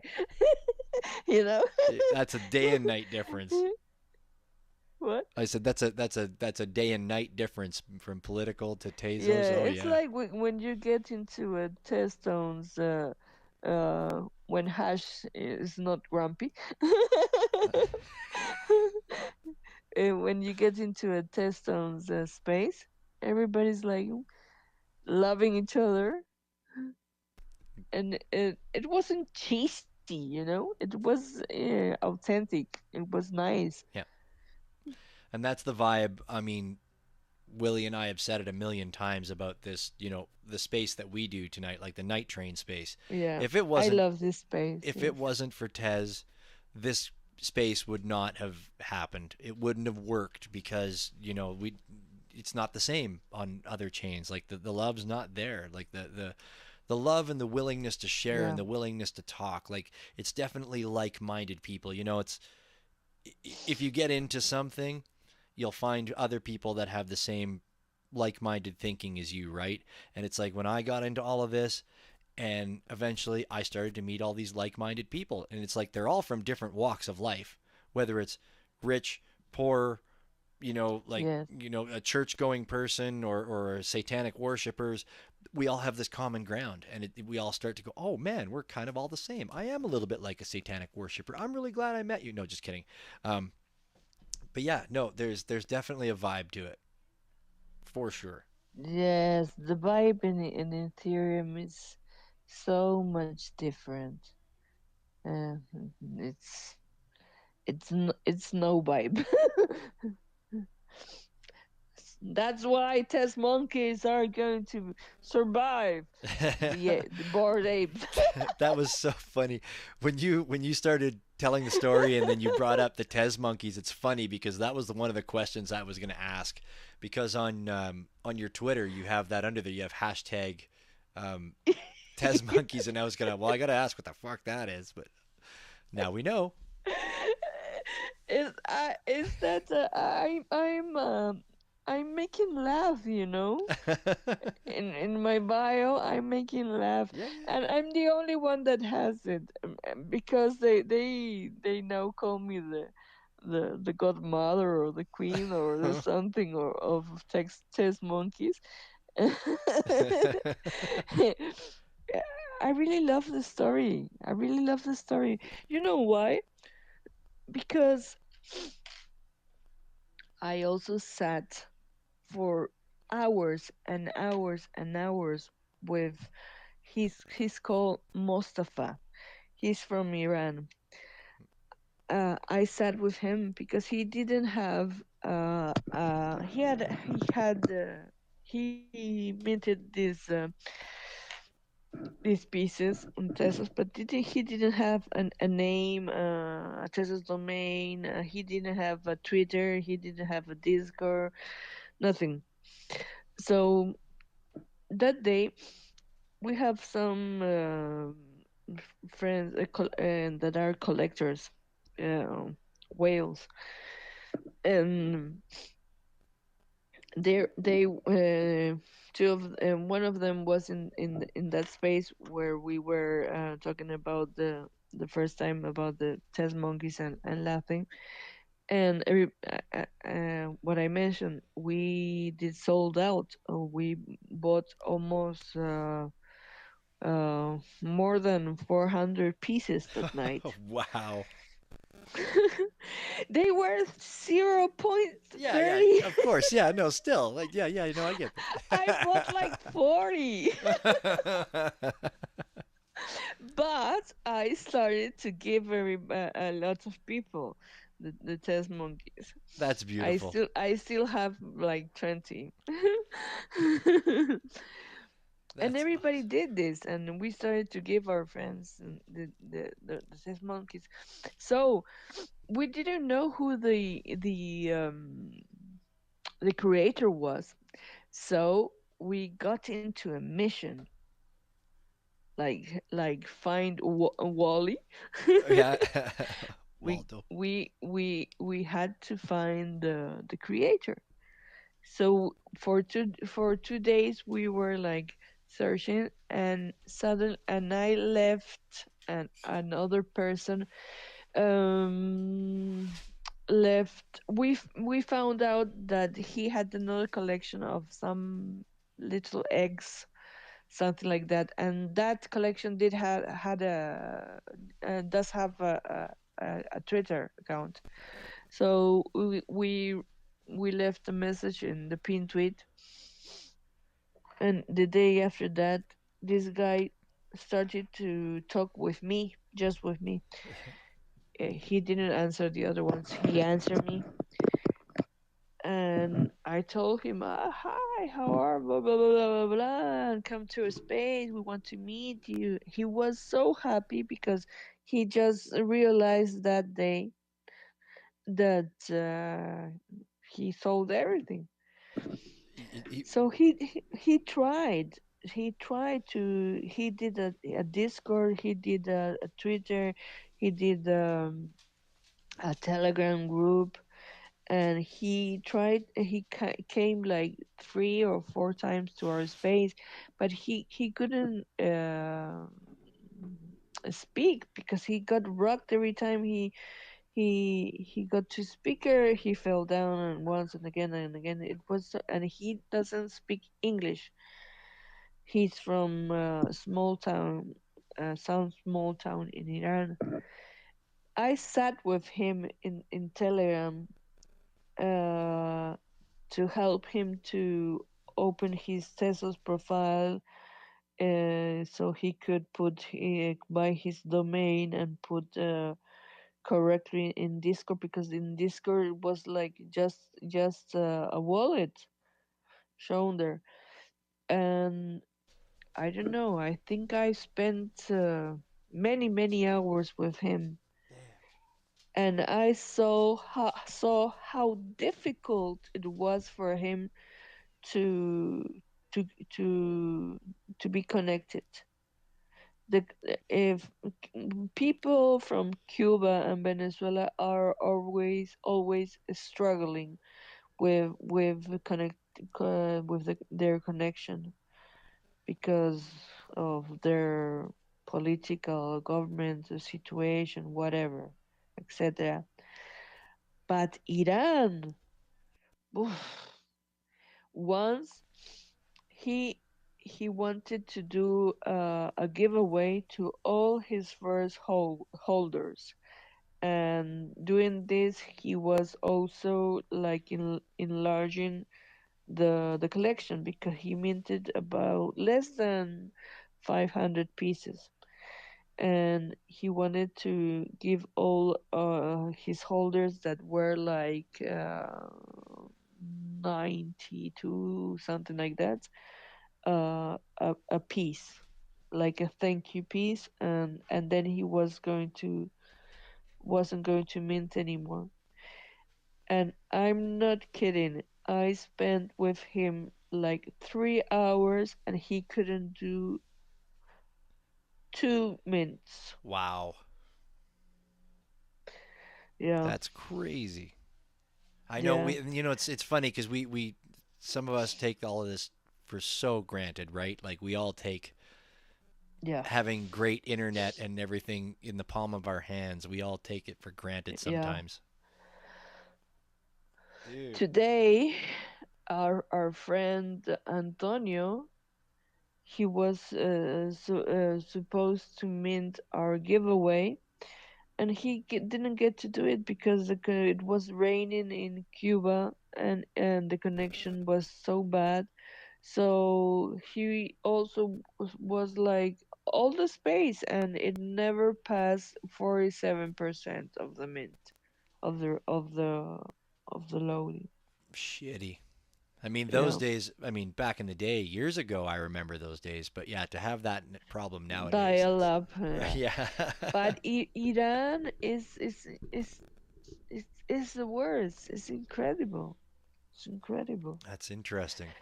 So, and this guy, he was always very respectful, very humble attitude. He was like in 30. He was like my son, 32 or 31, something like that.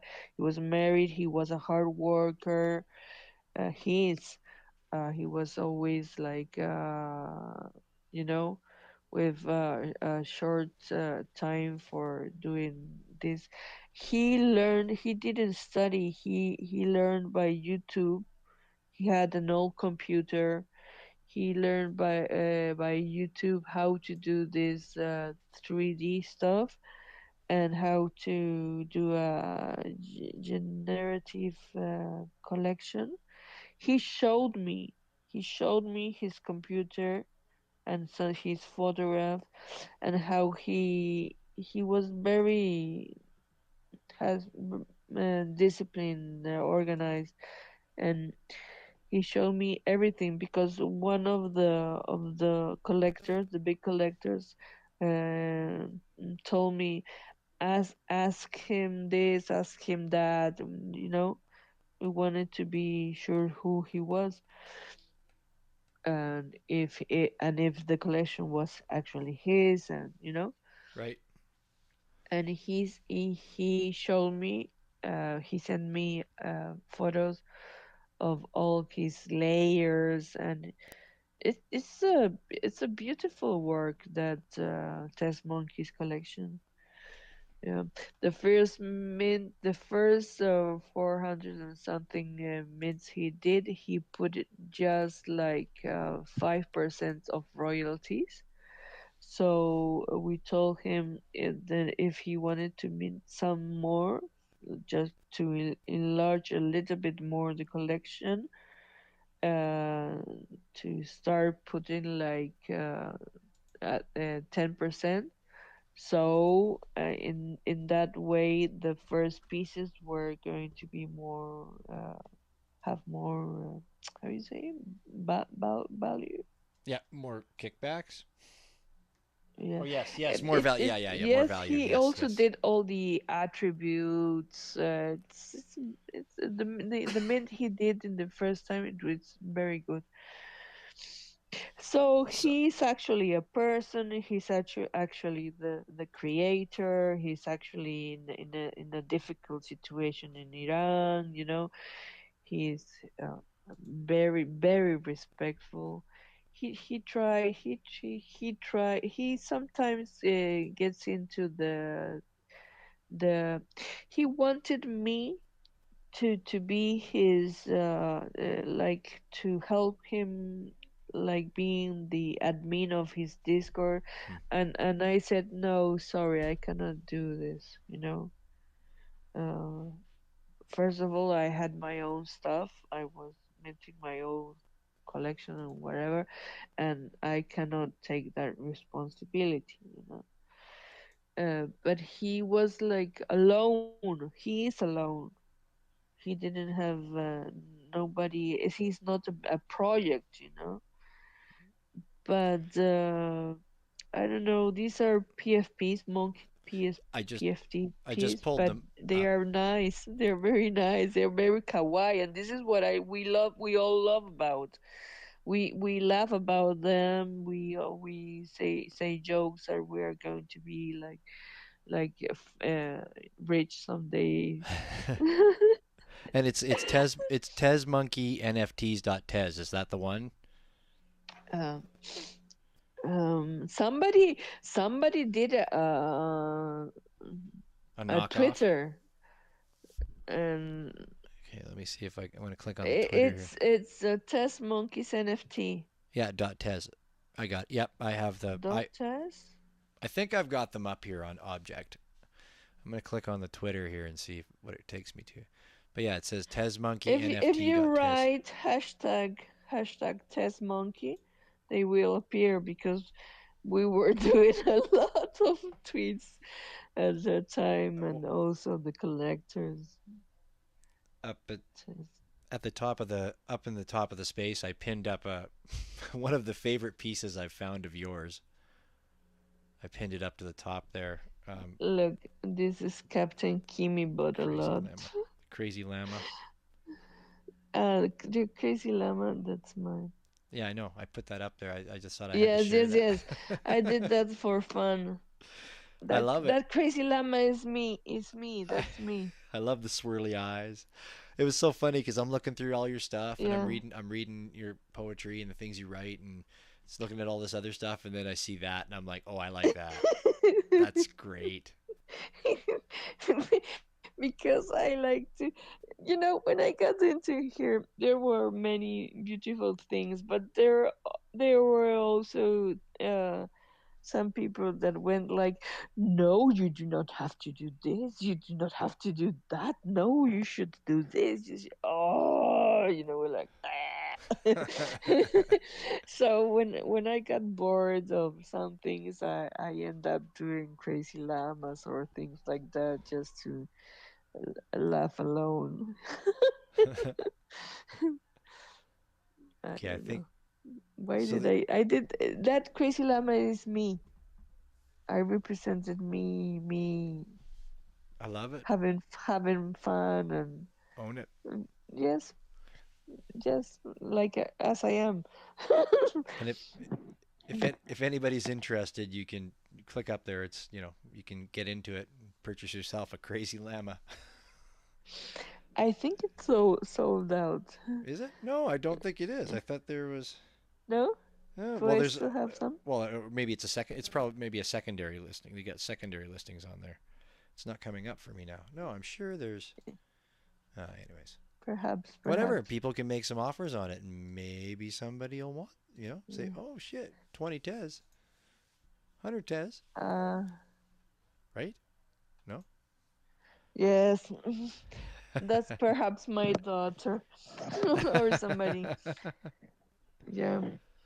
It's always second. You can always make offers, and you Yes. never know when people. Yes. Yes. That's So what I love about tests. yeah, it's amazing. Good community. Ah. How are you Good doing? How are community. you holding up? Are you doing all right? What time is it for you? Is it 10:30 at night for you? It's 10:30, Yeah. but I'm starting to go like wee. Yeah, yeah. No, You and know, on Saturday, this last Saturday, and some people of Space Art. This is a platform in they basically where you can mint in mhm. on Polygon. Yep, yep. They had this 24-hour space, and I was invited like a co-host late at night, and I don't know why, but after that space, I didn't sleep. Uh, I did, I'm still missing a night. I didn't sleep whole Saturday because the day before we were supposed to meet, but I don't know what's happened. Ah, I remember what happened. My friend John Poser here Yes, There you showed go. up like yes, very in a very funny. Yes, It happens. Happens to the best of us. in a very happy situation. After Yes. after I do Ah, these spaces, like when we go, my brain's always buzzing, and after one, usually when we get to like 5 hours, and man, after I quit, my head's just swirling. I could yeah. never imagine a 24-hour space. The good thing is that tomorrow I have nothing to do, but You'll find something. yeah, I You'll probably will. find something to do though. Um, yes, sure I will. But yes, I think I'm going to. How do you say this? I hate goodbyes. Oh, I'm not good with goodbyes. well, you don't have to worry about I'm it. always the person who will stay at the until the. I will be the last one to leave the party. Yes, I'm that person That's all right. normally. We don't have to get. Yes. You don't have to say goodbye. Really on Twitter, all you could do is you could just click end or leave, and then you say, and when just message, oh, I got rugged, so I just No, thought it. no, no. I cannot do that. I'm from the 70s. Oh hell no. No. By all means, I mean, I would like to, before you do say goodbye, if you don't mind, I would like to offer it out to anybody that's been listening tonight. If they have any questions for you or something they'd like to ask before you leave, would that be okay? John Pozo, no te rías. Venga a preguntarme algo. Please send the mic to John Pozo. All right. Yeah, absolutely. Center down there. And definitely, if anybody else has been listening tonight has any questions or something you'd like to ask before we let me have some well-deserved rest, You you're really welcome to have to meet John Pozo. In the beginning, he doesn't speak much, but he's an amazing come. person. Well, Sube, he pues. accepted. Ven, sube. Yeah, subió. Hola. No, you don't have to put up your hand. Just unmute and butt in. Hello, everybody. Hello. So how was that? WSABK. What's your name, my brother? I'm Bits. Nice to meet you. The room is amazing. I love the story. Retratito is amazing, girl. 100%. Very comfortable listening to everything what you've been saying, and you're amazing co-host, by the way. I love it. Goodbye, brother. Thank you very much. Sí. I love this space, John, because it's very, like as if you were with a friend in your living room and catching up. I love it. Yeah, I it's cool. I just want to say hi and introduce myself. My name is John, traditional artist from DR, growing up in New York and DR so far. So now I'm in Orlando, and let's keep working, I guess. hell yeah. Entonces se dice traditional artist, no se dice artista plástico. Artista plástico se va a confundir. Pero en inglés dicen traditional artist, ¿no? Claro. Okay. Y lo Yeah. de la peña se dice jamming out with my family. Recuerda Lo que de la preguntaste. peña. Ah, Claro, sí, jamming out, jamming. Claro, jamming jamming. out. Sí, sí. Claro, para que That's to peña. everybody, yeah, that's Peña. To everybody have clarified like what you're talking about at that moment. ¿Por qué subes recién? You should have come No, earlier to help me. no, I think so. Nobody was paying attention to the request for the mic because I would request the mic to Did you help you out all the request? time you asking. Oh, I'm so So sorry. nobody was doing the co-host thing and stuff like that. To he knows. I'm He sorry. I don't know totally missed the that. I've been no problem, brother. All good. I, I'm so used to. I usually have one wheel Willie. I had Jay helping me out, but he's been obviously having connection issues tonight. But yeah, I don't usually run the whole show myself, and if I missed it, I'm sorry. Oh well. No, I get it, brother. I get it, 100%. Like, You did. no problem at all, at all. Cheers. Trust me. Cheers for that. I'm Uh, drinking IPA, so all good. Man, I don't like IP. You like an ¿Eso IPA? qué es eso? ¿Qué es eso? Indian Pale Ale, tú Ah, sabes. Sí, IPA. IPA. Too bitter for me. I don't like IPAs. Too bitter. Oh, you don't like? Yeah. Oh, actually, let me tell you, man. Like, I went out and I always asking, give me the something really bitter, like kill me, like the most bitter you have, and that's the one I love it. I'm crazy with that. No Crazy. sugar at all. Crazy. No, people that can drink them, I can drink two, and after that, I'm like, no, I'm good. My guts get. Okay, what is your favorite so far with beers? um, I'll go with a pilsner. I like pilsners. Okay, Yeah. okay. I can get two of those or one and a half. It's the opposite. No, brother, but nice to meet you. Like, great space. Like, 100% enjoy it. Thank you I very much, John. thumbs up, thumbs up for this queen, my mi retratito. I love this woman. 100%. Yeah, well, you've heard tonight. She's spoken highly of you many times tonight. Thank you for joining us. Have legends Yeah, in the space. likewise, brother. Yeah, cool. I love making these connections. Definitely, always in these rooms, it's always worthwhile to give everybody a follow because there's some pretty amazing people. I'm always flattered at the people that end up in these spaces, whether they're people that just wander in or whether they're people that follow our guests in or some of our listeners bring other people in. But man, I always find very interesting people. Well, sometimes looking through the audience, we've actually found some of our guests, oddly enough. And actually, that's kind of how we really got introduced to Mi Retratito as well. I mean, obviously, I knew you from Tez Tones, but you came into our space, and we're like, yeah, I think that day I came after Fendel. was it? Yeah, Yeah, yes, because this lovely fam, they are always sharing the spaces in the group chat. So I think I came because of that, right. and I don't regret it because I like it here. I'm happy you don't because I like having you around, and I like talking to you on whenever we can, share a tweet or something like that. I mean, you're a wonderful person. I love listening to you too. When I go into spaces and you're chatting, you're another person who's just got a hell of a vibe going that you attract people to you. You can't, like I said, you could tell us to fuck off, and we would just be like, oh, okay, you're a great person.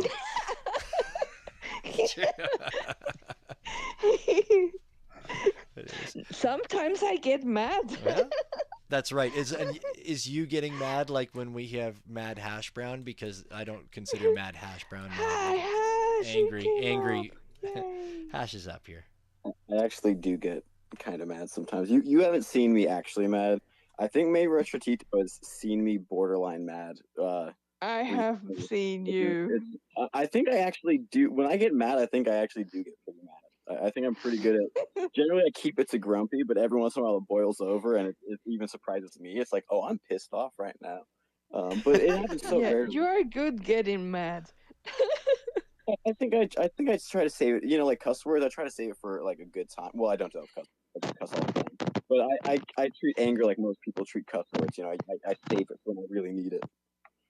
No, but that's what I love about Testos. Everybody can be just as they are, and it's just fine. Everything will be just fine. We don't have, yeah, we don't have to pretend to be anybody else.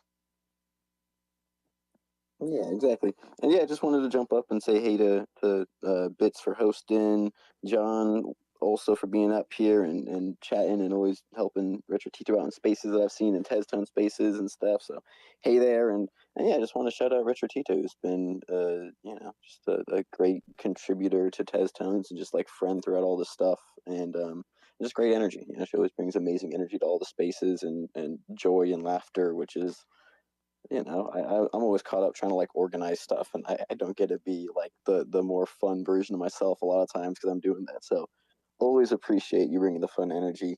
Um, and also really interesting, I went outside during this space after coming in on Maybe Hell Legacy, which I thought was interesting timing also. And I looked up and I saw a cloud, and the first thing I thought was it just looked exactly like an angel to me. Like the first thing I thought was, I just like, wow, like it just instantly. I just thought that was crazy synchronous timing with your guys' piece and stuff. So I'll send that over to you guys in the group chat because it was pretty cool. Cool. I love that. Creation. Shadow, what do you think? Shadow's digging it. Yeah, man, hash brown. I was gonna say I didn't know business hash brown until Testone started up. Like I remember when we chatted with you as a guest on our space here, and you were just like it was all cool, it was vibing and everything like that. And then when like the first Testones shit started laying down, I was like, whoa, this is business hash brown. This is like totally different hash brown. Serious. I don't like this in this hash brown. It's like it's a necessary evil, but it's such a different version of me. Yeah. Even like at the end of the day, I'll be like, man, I didn't laugh, I didn't joke. Like maybe like a second it eats through, but I'm like, okay, on to the next one. Like it sucks. I hate being an organizer, You have but to get into the spatial with Hash. You're talking with him, and suddenly he goes like, "Oh, I should do this. Yeah. Oh, I should do that." So in the end of the conversation, he will go directly to do what he said he was going to do. not even at the end. I will literally just stop talking to you for a minute and be like, I'm sorry, I was in Blender. What did you say? Like it's kind of problematic, but also kind of useful to be right there with me. Yeah, that's other thing. You're talking with him about something, and suddenly you're in special, and suddenly a screen appears, and it's Blender. And he starts building things while he chats with you. Dude, we legit had one of the most embarrassing moments in my graphic. When I will call my graphic design career, which I realized isn't a graphic design career.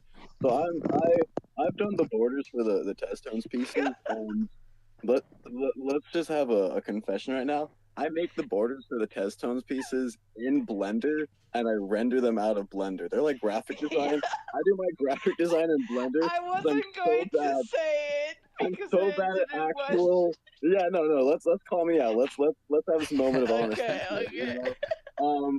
And I'm doing this, and then Retratito just says, "Wait, Hash, do you do your graphic design in Blender?" And then I forget who logged in, and you're like, "So and so, do you do your graphic?" As if you had to ask, as if it's somehow a normal thing.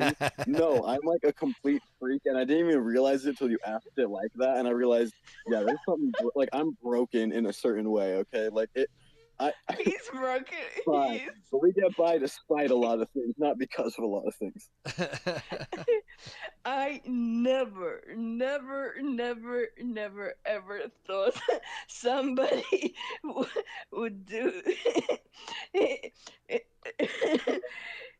it's graphic design in Blender.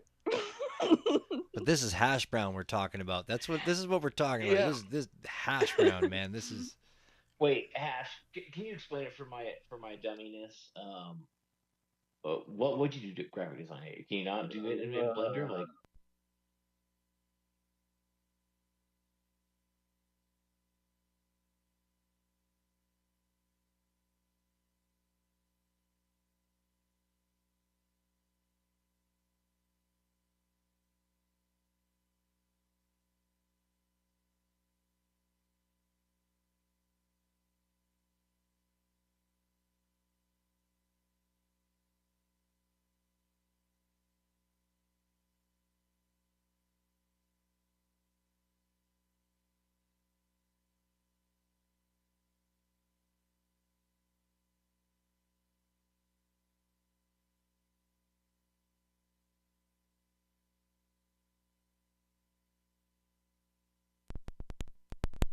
what the hell Yeah. is the like? What do I? And then I can move the camera to like it makes no sense. And you have to like physically put text in front of things and then extrude it. Then you also get really cool lighting that my brain wouldn't think like, oh, let me put a light here and have a gradient going across it. We have in-world lighting. It naturally gives it that, and it ends up looking pretty cool. Again, I'm now defending myself for using it, which I realized there's no No, no, defense. no. Okay, I shouldn't I'm gonna use go it. on your side. I'm gonna go on your side. No, I'm gonna Yeah, say I, yeah, everyone, use the join me, tools you know, because join me, if it people. if it were me, I'd be doing it in AutoCAD, man. like Yeah, I know it's AutoCAD kind of. inside and out. I Like feel like I know it's like, most of their products inside out, all the commands. Like yeah, that's I my think day it to might day. be like idiot savant, where it's like both so dumb it might be onto something, but only because it's so dumb. Like, it's definitely maybe getting through the other side, but only because it's so far into the dumb category. No, oh, that's no, no, hilarious. no, no. This guy is amazing. Everything he builds for especially in 3D is an amazing work. Hell yeah, it's a new John genre. Pozo, can you believe that we have different spatials for all the events, but we also have um, like um, like a work spatial, and this is a stadium, and we have carritos chocones, pumping cars. Hash says I broke one, but I don't know how I could have broke Dude, a I don't know how bumping either, car. but you legitimately did break one of them. Like, I gotta say, guys, if anyone's building anything in the metaverse, invite Retratito as like a quality control, because she will break shit that you didn't know was even like. To this day, I've unloaded and reloaded the cart, and for whatever reason, three of the four drive, but one of them that she got in it started driving, then like rugged out. But for some reason, I think it thinks she's still driving it or something. Like, I don't understand. I've reloaded no matter what I do, that card is just No, dead to but the the world. worst It's thing amazing. I've done, the worst thing I've done. Uh-oh. Yeah, we don't talk about the worst thing. No, no. The No, accidental I the I headquarters. I broke I I broke accidentally the muted whole. everyone when she was saying the worst thing she did. Yes, I actually broke the whole spatial. He did an amazing space with some big igloos that is what is like a dome, like a hexagonal. Yes, and with some igloos, and all these igloos was for each team, and we spent so many hours with para, like putting sofas and plants and hanging a lot of things.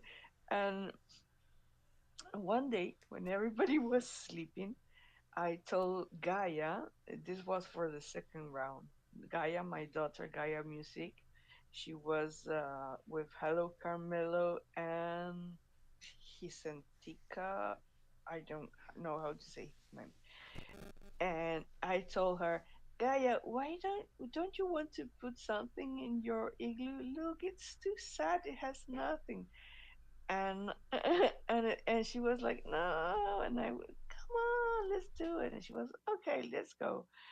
And I erased the whole platform, and I started to fell down. So if that spatial is still there, and if I send you the link, you will go in and start to fall down and down and down, and from down from the bottom to up to the, to the, to the ceiling, and then down again. I Oh, broke the jeez. whole space. The whole platform has beautiful did a beautiful work. I Yes, That's you're, awesome. Yeah, you cannot leave me. Retratito's like a comic book villain. Like she's literally a world destroyer in the most impressive way. Oh. It wasn't my fault. Somebody should have locked everything. You know. Yeah, yeah. No, to be fair, yeah, it was like a headquarters space that the thing that's like the most funny thing about it is that my computer had just broken before that, and that's where the world was, and I didn't back it up. So to this day, like I still haven't had Yeah. to to remake the headquarters, so we still just have a really shitty you still don't have your version there. computer? I no, I no, long story, but I should stop making mini documentaries for test tones and take care of some life stuff. But then who's gonna make the mini documentaries? But yeah, no, I need to But fix that Hush, computer. who I need to get doesn't that lock hard drive. the floor? Come on. No, I kept it open because you need to keep it on edit mode so you can like bring in and customize your areas. And the thing is, though, I should have had the backup file. So, because what you did is you can upload your own op. For anyone that doesn't know, in the spatial metaverse, you can leave a world on edit mode so people can add in and screen share and do all that stuff. But then they can also move things. So it's kind of like generally world people don't give you that option. They only let you view the world. So I had that as like a behind closed doors, didn't put the public link out on edit mode. And one of the things you can do, which it rarely happens, but is definitely doable, is if you click an object, instead of like putting it in the world, you can upload it as the environment and it destroys the current environment. And it's like a very kind of like hard thing to, not a hard thing to do. I've done it in another world, but it's a rare occurrence to have it happen. And it was just a perfect storm of that. And then me not backing up the file, so we just didn't even have I'm the world rare. on my like old hard I'm drive. super rare. It was no, like literally, that's what I'm saying. Like if you're trying to troubleshoot something, bring Retratito in and she will find a way. That's a new job calling. I'm banned of being the interior designer of any spatial. No, And if I'm in the spatial, I have to be there with supervision. I have to be always with Ash or Para. Well, I think this is amazing then that this space is run without any problems tonight. I think we're probably pretty lucky, but it's because I've been here with the keys the whole time, so. Yes. That's a new job calling. Not that close to you. You could start a little side business, me. You could just start a side business. Or you want to beta test your shit? Send it my way. That's what I'm saying. Actually, you know, today this guy Vonaji tagged me. I have done that with the AI that is going to be used by Object and Tesla Foundation for curation. Boom! There you go, and it'll be down. They'll be like, "Well, we were gonna do it, but we invited Retratito in, and sorry, the whole program's fucked now." Hush, but I didn't break the car. That was you. No.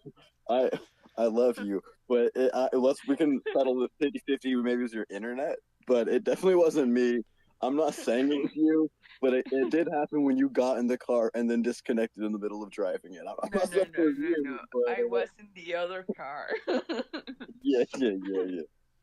Oh, thank God we didn't let her in the blimp.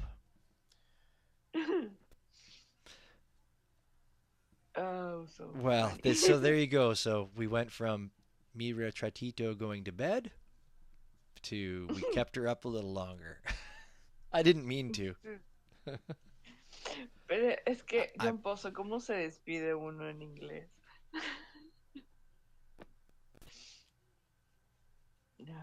Oh man, no, this has been an absolute blast. So, if you do, I think you should probably cash out, and you don't have to say goodbye. We could just say we'll see you on the flip side. Yeah, no, I am going to because I really have to work tomorrow. I haven't done it in days, and yes, but this has been amazing, and I'm very happy that I came here to chat and have fun. I am totally ecstatic that you came tonight. This has been great. It's been enjoyable. Ever since we got to talk to you, on our 1-year anniversary special, we were like, "Yep, we gotta have her on. This will be just wonderful." And I was not disappointed. It was nice because I do hear you like in the Testone spaces all the time, but unfortunately I'm usually at work, so I can't talk in them and really can't have a lengthy conversation, in somebody else's space like that, like we can have here tonight. I mean, it was wonderful. I totally enjoyed it. It was definitely and a highlight. and for your patience because I know I say weird things, but you somehow get to understand. Dude. Yeah, and Me, you have also you are always supporting all the stuff. Not only me, but everybody does, and retweeting and commenting, and it's very very nice. we try very very hard around here to make sure we support everybody. It's why Willie and I get to do this every week. Yeah, I mean, I wish Willie could have been in on this one tonight for sure, but he no, can't it's be okay. he can't be everywhere all the time. But no, I had actually enjoyed it because I got to talk. It was the me show. Well, actually, sorry, it was the me retratito me. I got pasty mouth. It was the me The retratito show. me show. The me show was the two me's. Oh, it's been total pleasure. Anytime I that you want to come up and hang out with us, or excuse me, had to clear my throat there. Anytime that you want to come up, come onto our space and we can accommodate you to help you out, promote something, or you just want to chat, you're more than welcome anytime in this space. I don't think I had to tell you that though. Maybe I did. But thank you. Sorry, I got sidetracked with my dog there. Yeah, no, it was a great pleasure to have you tonight, and I thank you very much for sharing all of your stories tonight. I treasure the time that you gave to us here tonight. We know people's time is really valuable, and for you to come in here and give us these hours, and especially after you had such a huge day, like really means a lot to us, and it means a lot to me in the space and Willie. I know that for sure. And the listeners that hung out with us tonight, thank you very, very much. Thank you from the bottom of my heart. Thank you, John Pozo, Shadow, my man, Jay also. Hola, Tunrel, Hash, thank you for jumping up, Lily, Are Laser, Gucci, are we Breton, are we Will. saying goodbye just now? Finally got to pour a glass of wine. Well, we can stay. We can stay, Willie. But Dang it. No, go ahead with the space. No, I just want to say thank you to. I just want to say thank you because to everybody, as I'm kind of out here on vacation and everybody just kind of stepping in. Like this is the community we talk about when we talk about the Tesla community, right? Like any of us can kind of leave and like just have a great conversation with the rest of us. So even just like being able to listen to it, just really speaks to what Bits and I have kind of put together and the professionalism of host that he is. So I just want to thank all you guys and thank you, me. And I really look forward to like listening to the interview back in full tomorrow. I'm gonna have so many questions that I wasn't able to ask, but you're gonna listen to it, and I'm gonna fucking quiz you on it. well, I am. But we got it. Of course I am. But Willie,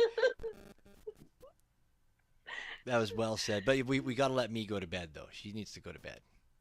Yeah. Big hug, guys. Big hug to you too. You got to go though. We're gonna stick around here, but you go and Yeah. you unwind Yeah, and I'll be in listener for some minutes, and at some point my phone is going to die. Yeah, right on. Perfect. That's the good ending. Bye. Hug, hug, hug. I love you. Love you. Thanks for your time. Bye, Retratito. Keep doing what you do. All y'all keep doing what you do in here. Hash, thanks for popping in tonight, hanging out. Haven't seen you in a while. You've been a busy guy. Yeah. Hey guys. I actually just realized that I need to schedule a meeting with you guys soon. Where we just realized that like we're gonna double down on these mini documentaries, and you guys should be a part of them as the media voice. Because I appreciate what you guys do, and stoked to be able to jump in and join you guys. Woo!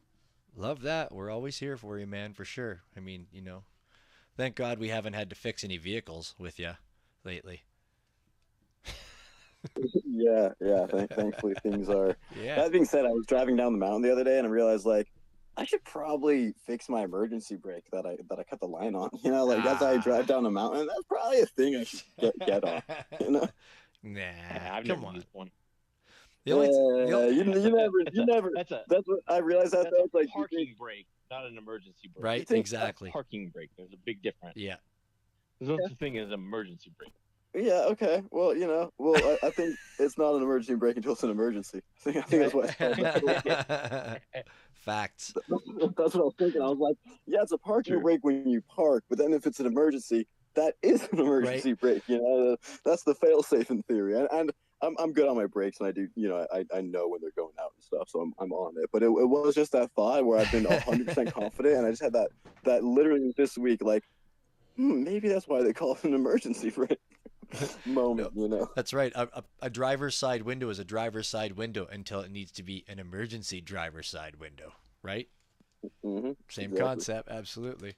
Absolutely. This has been a great chat tonight. Boy, it was, man, Willie, I thought I could do it. I thought I talked enough for everybody, but I had to dig deep tonight. Especially the first 14 minutes of the space when nobody was in here. That was crazy. Yeah, I was out on the lake. I couldn't even hear anything, but I was in, so I could see. Yeah. I could see that like nobody was coming in yet. That was... So I was trying to like tweet out for you at least, and like try to help get the links out there and get it out there, but I couldn't connect headphones or like get anything more than a couple like lines of text out. That was so funny. It was so funny. The beginning of the space, I couldn't believe it. I mean, I can tell y'all because y'all weren't here. Thanks. But no, just kidding. But yeah, no, it was so funny because I was sitting here and waiting. I was hanging out. I started the space, and then all of a sudden Willie popped in. And I'm like, hey Willie, I know you're on the boat and you can't jump in, but whatever. And I kind of was blabbing. Then I played an opening song, and then I was like, oh, I'll play it again because nobody's here yet. So I played it again, and then for 14 minutes. Well, maybe it wasn't 14. I'm probably exaggerating. It was probably like 5 minutes. Honestly. But no, it was like 14 minutes to like 2 years that I had to talk all by myself with nobody in here. But I did it. And then it turned into a beautiful space. Some of the faces that I saw tonight were absolutely wonderful. Willie pointed it out in a tweet that, people were jumping in here that we haven't seen in a little while, which was really awesome. I know everybody's busy right now, especially summertime, man. Nobody needs to be sitting around listening to spaces in summer when you can be on the lake. Hey, Willie? Right? Yeah. Right? I don't blame anybody. I do not blame anybody at all.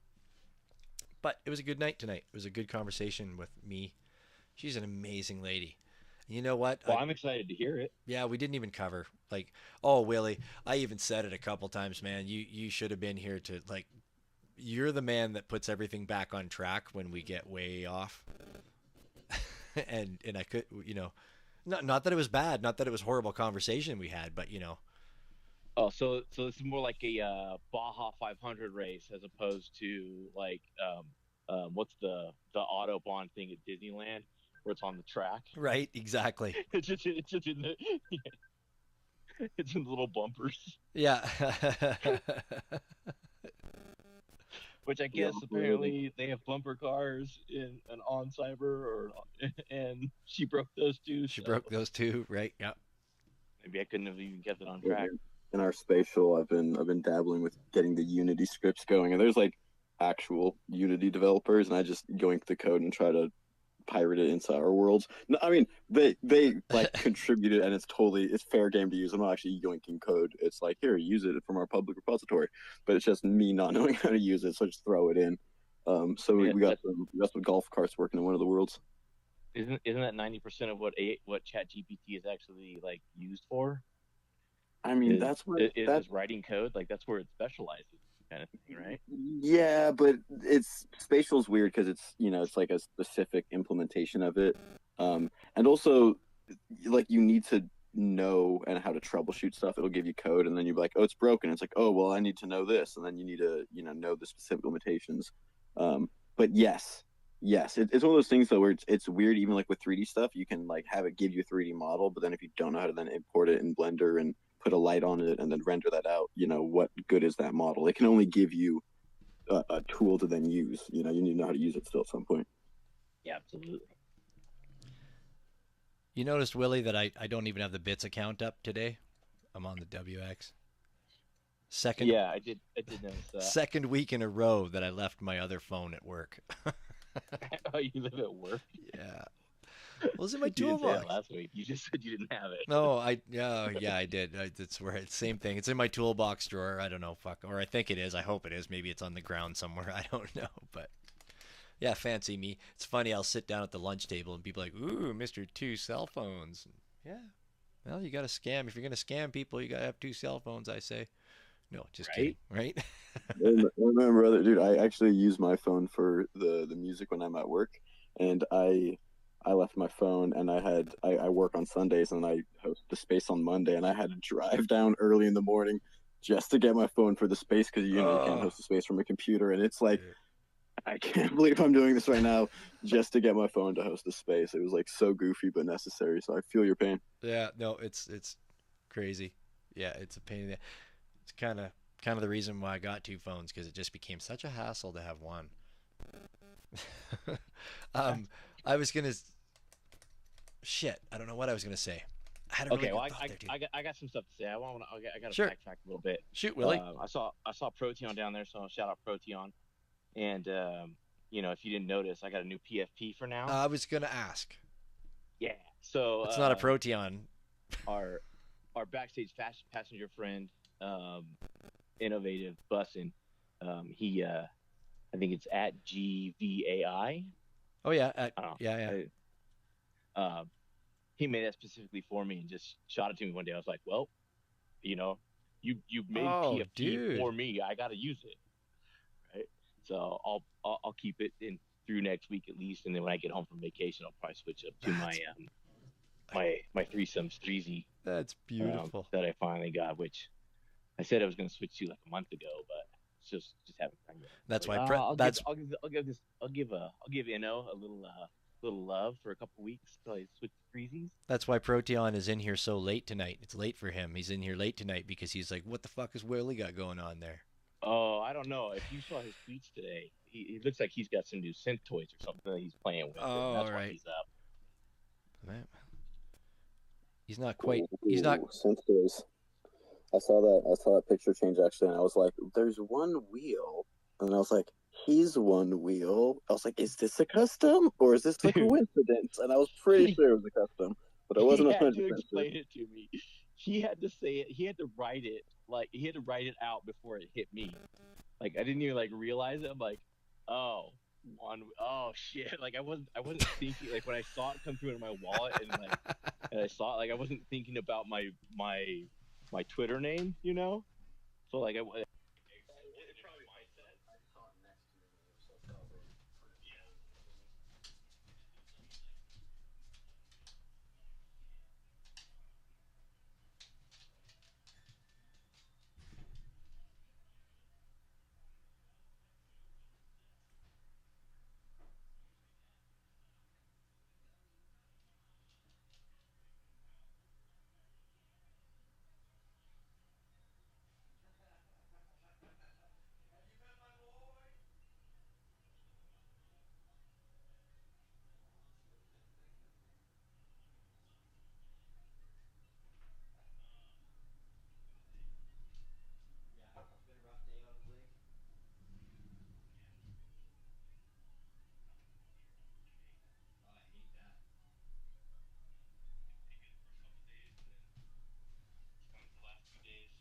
Did you at least get any? And did you get any hits? Like, did you know that the fish were there today?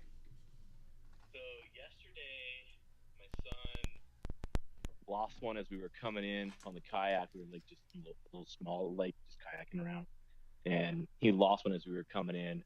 Big hit, boom, like ooh, like just stole the fly. And then today we got like one hit, like all freaking day. We were only out there for a couple hours yesterday, but today we were out there all goddamn day. We just got one hit. So it was, Where are you? I know you were driving through Gilroy like recently-ish, so you got to be somewhere near-ish, right? We're up in like Mammoth Lake area. Ooh, okay, nice. I haven't been up there. Yeah. No, Gilroy was my wife and everything was the air department was over there in Monterey, spending some time with her family, and then she came back home and we came up here. The AR department. I lost my microphone there. The AR department. Not that I had to say that again. Which department? A. Can I get an A? Artists and repertoire, man. Not accounts receivable. Awesome. We don't have any accounts to receive. It's awesome and rad. Oh, yeah. Hello. Oh, yeah. No, that's good. You've been having some good vacation time. I had the dog out on the paddleboard on Saturday. We went out in the evening at like 8:30, 9 o'clock at night, and it was beautiful out. And I've been slowly working on him because he has a tendency to freak out and just jump off the paddleboard. He loves it very much, but then he gets excited sometimes and he just jumps off. But we had a good week that he didn't jump off at all this weekend. And actually, it's usually. Do you eat shit when he jumps off? No, and you know what? It's only with me, so it's just me. I should put that out too because he goes out with my niece, and it's like not a problem in the world. It's like fucking he hates me. Do you sometimes stand or sit or kneel? I or stand. Like, I stand. Do you paddleboard? I stand. Sometimes when he jumps off, I go in, and sometimes I anticipate it enough, and then I tell him no, and then we have to paddle back to shore, and he has to swim. So he's a good swimmer. He loves the water. He's like water dog. But anyway, we were out there. It was like calm. It was great. Good temperature. The sun is just about to go over the horizon. And then this friggin' trout, like, I'm not even joking. It was like 10 feet away. Like, I could look at it. I saw it. I could see the scales on it. Like, it was that close. Jumps out of the water. And my dog just turns and looks. And I'm like, no, do not. And he didn't. That's awesome. he didn't, but it stunned him. I think it stunned him because he had no freaking idea what the hell it was, right? He had never seen anything like that in his life, but it came out of the water like that, right? Like, but it was so badass. Like, I'm sure it was easily a 5+ pound fish, like no problem. Yeah, it was really That's cool. like my son too. He wants to. He sees him jump, and they're right there. Like he's like, oh, like he quick moves to his head, and I'm like, oh shit. Like you can't move like that on a paddleboard. Dude, when they jump out and make eye contact at you, dude, I swear there's certain like squirrels or rabbits where I live that literally like make eye contact with you, and then your dog sees it, and it's just like everyone knows what's about to go down. Like, yeah, oh, yeah. Oh yeah, dude, rabbits and squirrels are assholes, man. They'll fucking look at you, they know what's going on, and they just like bolt out of there. Yeah. You know what? You know what? I will defend rabbits and squirrels where I live. They're lightweight assholes. Chipmunks are assholes, dude. Chipmunks, smallest creatures on the fucking mountain, and they, like, you will be 20 feet away from them, and they will just be yelling at you consistently for, like, 2 minutes. And you're like, dude, I can't even see you. I don't even know where you are. It's like, it's like, it makes literally no sense. At least squirrels and rabbits are quiet, and at most, like, taunt you a little by, like, looking at you and running away at a weird time. Chipmunks up here they're such rude creatures for being so small. It just makes, like, evolutionarily, it makes no sense to me why they even make the noise. You'd think if they were silent, it would be so much more to their advantage. It astounds me. I also respect it because it's like, damn, these motherfuckers really just let it be known. But I swear, sometimes, like, dude, they'll be very rude on a nice evening when you're just chilling, and it's like, no, this is my territory. Oh yeah. That must be what I have in my backyard too, then, because I thought they were squirrels because I'm only looking at them through a scope at 50 yards. And I popped one the other day, and I went and, like, you know, I was like, the doorbell ring or something, so I fucking ran to go get the doorbell, and I was like, all right, well, I'll just clean this guy up later. So I go out there, like, later that night, and he's gone. Like, I know he was dead. I saw him die through the scope because I'm trying to get rid of some gophers too in my backyard.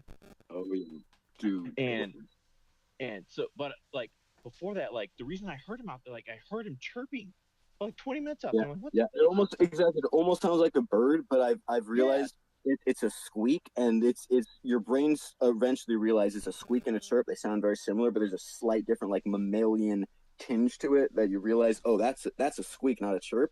It makes no sense. It's so loud and so aggressive and so consistent. And what they do around here too is they put their tail up over their head when they do it, and they move their tail. So it's like, it's like, dude, like, what? Like, just trying to get big, look bigger. It's such a confusing for such a small creature. It just makes no sense to me why they're, like, broadcasting their existence. I know that these two more out. I'll have to watch a little closer. You wanted to be quiet. You figured you want to be quiet. I'm just gonna stay quiet and out of sight here, so nothing pays attention to me. Rabbits. We have little cottontail rabbits. They keep to themselves. They see you. They try, like, oh, he doesn't see me. Oh, excuse me. Okay, run. It's like, I respect that. They're just doing them. little cottontails. But Yeah, chipmunks, man, rabbits. you'll just go Rabbits, to you can put pee. you can You're put an like, electric oh, fence around your vegetables and stuff, and they'll you're go gonna be like, away. I'm gonna go pee over here, and you're just standing there, and from 25, 30 feet away down the hill, someone just says, "Oh, someone's moving over there." Yeah, yeah, yeah. You know, get out, get out, get out. And you're like, dude, I'm not even transgressing that direction. I stopped here. Now you make me want it. Now you make me want to do something. At my cabin, I hate the time of the year when they're all up there dropping pine cones down. They like fly up the trees, and then all they do is they climb out in a branch and they just sit there and they like twist off pine cones all over the place. And it seems like every time I sit down next to the campfire, that's what they do. Like, and they're like literally landing on me, right next to me, around me. When I go in the Wait, cabin, squirrels do this? yeah, yeah. That's Oh yes. amazing. Yeah, no. When right when the pine cones, I don't know, it's just before they get, I don't know, maybe they're ripe at that time. I don't know, but yeah, I've owned that cabin for 12 years, man, and it happens if you probably look in the diary that I keep for the cabin. It probably, correlates. And yeah, no, they do that. They go right up on the branches, and there'll be big piles of pine cones off of one of the branches, and they just sit there and they like twist them all off. They drop to the ground and they collect them all up, and then they fucking stick them in your chimney and underneath your car hood. Yep. They're dicks. Nature's dicks. We Sounds talked. like dicks, We dude. talked about this though, didn't we? I think I brought this up a few weeks back about because I was at the cabin and it's like at 4 a.m. the birds wake up. It's not even light out yet, but they're awake, and every bird in the forest starts just making whatever noise it is that they make, and it's like unbearable. You know what? That actually reminds me when I first moved. So for people that don't know, I live off grid in the Santa Cruz Mountains, and I moved from San Francisco. So kind of contrasty thing. And you think, oh, I'm gonna go in nature, and to be fair, there is that time of night and sometimes in the morning also, but there's a dead quiet, which astounded me at first. Like there's not a train, not a neighbor, Yeah. not a roommate, not a No, sound. no hum. But there's also times when there's like fucking 7 cicadas and 3 grasshoppers and a chipmunk and 1,000 birds, and you're like, this is like a construction site. There's a fucking woodpecker, 3 of them. It Yeah. sounds like literal construction. You're like, what the hell, nature? Like some sounds that you think are super synthetic. You're like, man, nature makes some synthetic sounds. Like it's actually surprising how it sounds like a Transformers busted. It's just 20 cicadas over there could like fucking make it a sound. It's crazy. I like that. All right, I agree. Fuck nature. Let's go back inside and chop it. Yeah, that's why we're in here on a space right now. Fuck nature. No. That wasn't the takeaway. That was the takeaway. Oh, shit, my bad. All right. Oh wait, I'm gonna take that timestamp away then. No, Hash Brown did not say fuck Not the nature. takeaway. Not the takeaway. No, that's totally. I get that when I'm at the. It blows me away sometimes. Like, dude, it's like nuts. Or like when the frogs first kick in. Like when there's like, I don't know, they all come out of hibernation or whatever, and they're all gonna bang and get it on. It's like you'd be sitting there at 2 a.m. You're like, dude, just like you described it. It's like, man, this is so deafening. It's like somebody's gonna come out here with a decibel meter and go, "Wow, this is unhealthy." When you're out camping, you got to start wearing ear protection. Like, it's so brutal. Oh shit! You see my recent tweet? Yeah, that's it. That might be. We might be close to that actually. But seeing my most recent tweet. I don't know if I saw your most recent the, tweet. The thread about the doc. Yeah. I don't really want to go that too hard into it, but yeah, it's we're not too far off, at least in California, from that. From you having to wear ear protection due to nature. Nature. Don't get us wrong, Spose. Nature can be beautiful and quiet and calm. Gorgeous, man. Nature does sleep. Yeah, and you need balance with it. Okay, like we don't talk about weird things in nature. This is a really weird rant that I never thought I'd bring up in a public space. But okay, I've been reading multiple articles, specifically based in California, but also along the thing about we specifically have a problem with turkeys. And one of these articles specifically was at the NASA Ames Research Center, where these oversized turkeys are attacking people in parking lots. And then there's one situation where a male driver, because they weren't not female versus male, like a male delivery person, in a certain neighborhood, they wouldn't attack the locals, but they would only attack the UPS and FedEx and mail people. So this one dude, this driver, that they've been complaining about, I've researched this for way too much. Actually, I've read a lot of articles on this. He'd been complaining for like 5 or 6 months. I think it was at least like he's like started complaining in February, and it was like March. Like it had been a chunk of months. And then eventually this one bird kept like chasing him. This very big, aggressive bird started chasing him. So he went back to his truck, and this is the damning evidence for why he got fired, which is a whole crazy thing. He gets a pipe out of his truck, beats the turkey to death because he's like, "Not today, motherfucker! I'm delivering these packages," and he gets in trouble for defending himself against the like. What are we doing, people? The fact that turkeys are God's gift to us? He's saying, "Look at this giant creature. Please eat it." We have things. We have a holiday based off the gift of turkeys to us. And now one of the biggest problems we have in California is too many too big turkeys.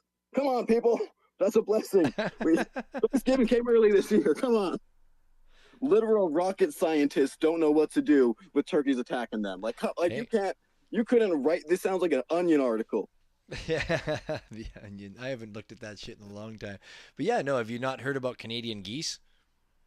Fucking Google Canadian geese, man. Look that up and check out the videos with that. There's some vicious. We call them raptors up here. There are Canadian raptors. Dude, we used to have a community park in our town, Morgan Hill, and I don't know if they're Canadian or not, but we had these big geese, and I swear to God, dude, they one time chased my little. I mean, they're bigger than a kid. They chased my little sister around so convincingly. I thought one of them was gonna go, dude. Like yeah, geese can be very vicious and very big and scary. Yeah, no, totally. They don't back down. And it's like you think about it at first, you're like, nah, it's a bird. Come on, it's a bird. And then you get closer to one and go, oh, it's a bird that's like standing up to my waist. Yeah, how much is a good goose got away? Like 25, 30 pounds at least? Like that's a big creature. Yeah.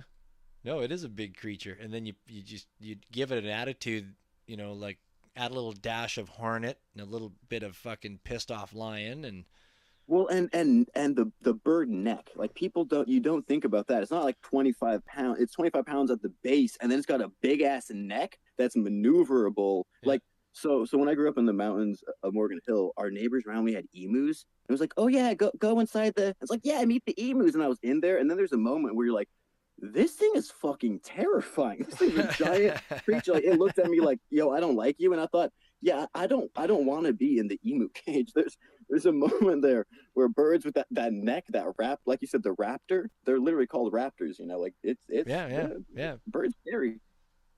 They are.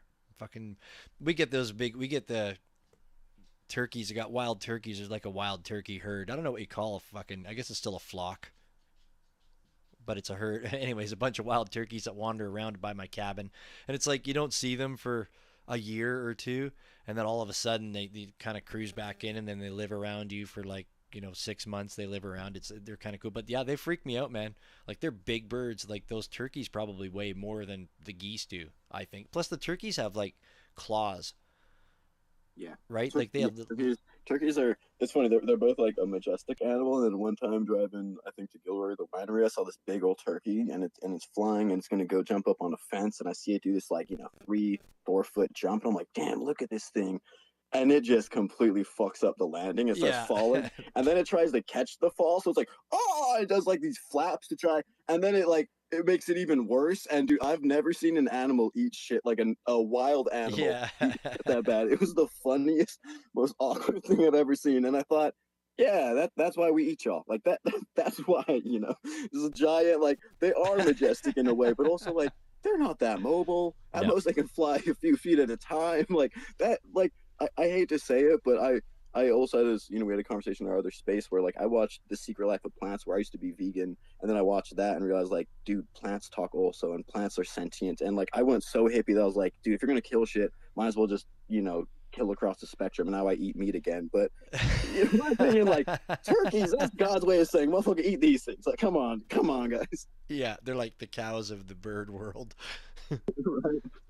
Yeah, no, I've seen them it's funny when they all get freaked out and they go up into trees, like, and I think they sleep up there most of the time. Maybe they don't, and it's funny watching like 6 or 7 of them try to fly up into the tree branches, and it's like out of the 6 or 7, 2 will get up there the first time, and then the rest of them will like smash into the tree in various ways, just like you'd explained there. Yeah, I totally get. Like, you think evolutionarily they would have figured something out a little smoother by now? No. It's like Like they're all just kind of Well, amateurly figuring it out as they go. It's just they like hilarious. they probably did. They probably downgraded to this. If we could look back in turkey history, it would be like, no, they used to be real regal beasts that could like run at 50 miles an hour across the plains, and then something happened. You know, somebody invented turkey television, and they're like, oh, we all sit down and watch this television now, and now they just turn into big fat fucker. I don't know. I just don't get how, like you said too, is we have the same thing where like once a year, maybe twice a year. It's I don't know, it doesn't seem that regular, but do they show up and they actually are really beautiful and regal, and the smaller ones they do evolutionary seem to make sense. But yeah, once they get to that big level, you're just like, huh, this doesn't seem like a sustainable thing for nature. He went It's like downhill. it's really funny once they get to that size. Well, that's because that's a, you know, if you believe in God or the Creator, they went, well, we got to create some food. Let's make it fun. It's just like the platypus. Come on, let's talk about the platypus. Like, what the fuck is that? It's a duck combined with like an otter combined with whatever, and let's give it poison fucking spurs. Anyway, Yeah, this poison spurs. Yep. right? Yeah, no, it's just, something has to be like that. It's nature's. It's the cricket. Like crickets, I used to keep a lot of reptiles and other pets, and like crickets was kind of a staple food that we fed everything, and that's what that's what the turkeys, wild turkeys are like to me, or turkeys. The cricket. Let's have a moment here. Crickets need to be the crickets for humans. Cricket protein is legitimately such a mathematically sound solution to so many problems. It's not even funny. Yeah, no, it's I've read lots about that and heard lots about that. You're totally right.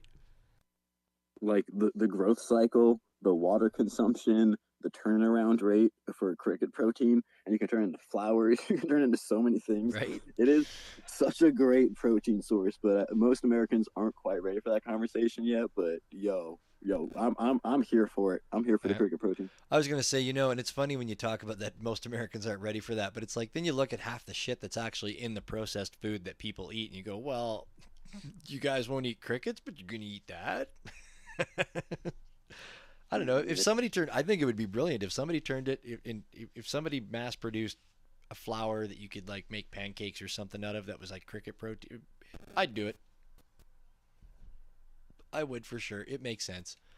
And whatever. Once it's a flour and you cook it and you cook it. We got a new business idea. Who's in? Who's in? We're gonna raise funds for our cricket protein brand. By the way, this is our idea. We created it here. It's all being recorded right now. So don't try to fucking jump on this. No. Please do, so that we don't have to. Yeah. And we just get the cricket right. Cricket royalties, cricket powder royalty. I just want the powder. I don't even want the royalty. Just make a good protein powder. Yeah, I actually, don't want to be mad at it. Very good point. I don't need any more projects. You're right. Yeah, no, I think it's funny. Crickets, man. That's another thing. That's another one of those nature sounds. Everybody's like, "Oh, crickets are great." I'm like, "No, it ain't." No, crickets is probably one of the things that I cannot stand. Absolutely. I mean, just like if they're in the distance, like 2 miles away, somehow, like if you're in a city and they're that far away, maybe you're like, that's nice. But if you're in the field with them, it's just a buzz. That's crazy. It just becomes this buzz after a while. It's just like, well, just cicadas are the kind of the same thing too. Man, we're really hating. We're not hating on nature, but we're definitely giving it a little bit of a kick. Bastards. As you know, and it all started off when I was talking about the beautiful, gorgeous trout that jumped out of the lake in front of me and the light shine off of it, and then we go right into bashing things like turkeys, but turkeys kind of deserve it because they're messed up. No. We appreciated the God's gift and the bounty, and I think I did acknowledge on some level, and they really actually are, despite their clumsiness, they actually are really beautiful birds. Like I have noticed that, and it's like, man, I think they're just an anomaly. They just don't make sense to me, but they have their noble moments, and I think that's why, like I said too, I expected him at the beginning of the jump. I thought, look at this amazing noble creature. Like that's why him falling that way was so funny, because it's like, think, oh, didn't get that one quite down yet. Right. It's like seeing somebody that plays like a crazy superhero on the movie screen, and then seeing that actor in real life like not even be able to walk downstairs. Yeah, it's like the Flash tripping, you know. Right. Like, oh, come on, dude, you have one job. Dude. Fuck. Good times. I love how these conversations can just evolve into an odd but great conversation. This is how, you know, who else would I talk about this with? but you guys Yeah, that are all here I listening think to this right now. I have a hidden suspicion that I have to stay on track so much for my own spaces that I like lash out and then purposely or unpurposely subconsciously derail other people's spaces. Nope, you didn't derail this space. Our space happened. We're just shooting the shit now. This is a good conversation. Laser Lou is down there. Laser Lou does his most amazing creations when he listens to our wild, wacky, and sometimes droning spaces. I swear by it. I want to see one of these days. I want him to mint something and go, Willie Bits, this was when you guys were blabbering on about whatever. And remember when Hash Brown was talking about cricket powder? Yep, I did this one, and this is the most amazing piece I've ever created, and it sold millions of. Right? That's what I want to hear. Piece is called Cricket Powder and Turkey. Yeah, it's in my new collection with lasers. Right? Just makes sense. It makes sense. I want to hear these stories. Oh, it's been good. Well, this has been a good space. I think that's probably a good. I think this might be a good time to just call it. We've covered everything from, a good chunk of Retratito's life and her experiences. We still got to touch base with her again, but we've also, touched base about beers and cricket powder. I mean, we've pretty much covered it all. What else could you talk about after that? I don't know. So yeah, I think that's where I'm going to go. If you're okay with it, unless you got more, unless you have more turkey stuff you want to get off your chest, man, we'll stick around for that if you do. No. No, actually, I have a little Tapple Films meeting coming up in half an hour with the homie in Nigeria because it's his morning, it's our evening. Tez Tones never sleeps. But we need to sleep. But yeah, no, just shout out Retratito, and I'm actually excited to listen to that because she's one of those people who, like, at first I knew her from like one aspect, and then she just new facets of her. Oh yeah, I do graphic design. Oh yeah, I do poetry. Oh yeah, I was an actress. Oh yeah, I dance. Oh yeah, it's like she's so amazingly talented and like so humble about it. So excited to hear and discover more. So thank you guys for giving her a platform. Yeah, and, absolutely. With that, good night, everyone. Love you all. Good night, buddy. Thank you. Definitely. Hash, like, if it wasn't for you, she wouldn't have been here. That's 100%. We would have never known. No, she just might have taken another month or two to get here. Maybe. But maybe help facilitate it a little. Yeah, no, it was beautiful. Yeah, no, I mean, it kind of all works. That's what I love about all these communities that are around here and that I get to experience and be privy to some pretty back room kind of back. I was gonna say back door. I wanted to put the right words in there, but I like to have the backstage access to some of the stuff too that I get to as well, which is great with all of these artists and the Tez Tones project and everything. It's been pretty badass experience here on the WX8BK and kicking around this space and learning about the arts. It's been wonderful. I was trying to click on things on my computer and talk at the same time and sound like I was like on some kind of a roll, but it kind of worked out with her. It was all right. Thanks everybody for coming in tonight. For those of you that were here for the show, it's well worth listening to the space again. It was very enjoyable to have our guest Retratito here with us and to have our time with her, to chat with her and ask the questions and hear the stories and hear about the journey with her art. It was just amazing. Next week we have Texadelic, who is one of our very first guests that we ever had on the night train over a year ago, and he's coming back, and we're going to have kind of a backstage passengers kind of space, which is one of Texadelic's projects that some of us are in on, and it's a really amazing project. There are some amazing artists and people that are in that project, so we're going to have him next week. Following that, we're going to have on August 1st, we're going to have Creatress. She's a VR artist. We're going to have her on our space to talk about her art and her journey. Thank you very much, everybody, for being here with us. We're here every Tuesday night at 9 p.m. Come and hang out with us and talk to artists about the art and the journey. Hope to see you somewhere down the road. Take care of yourselves. Take care of each other. And we'll see you next time.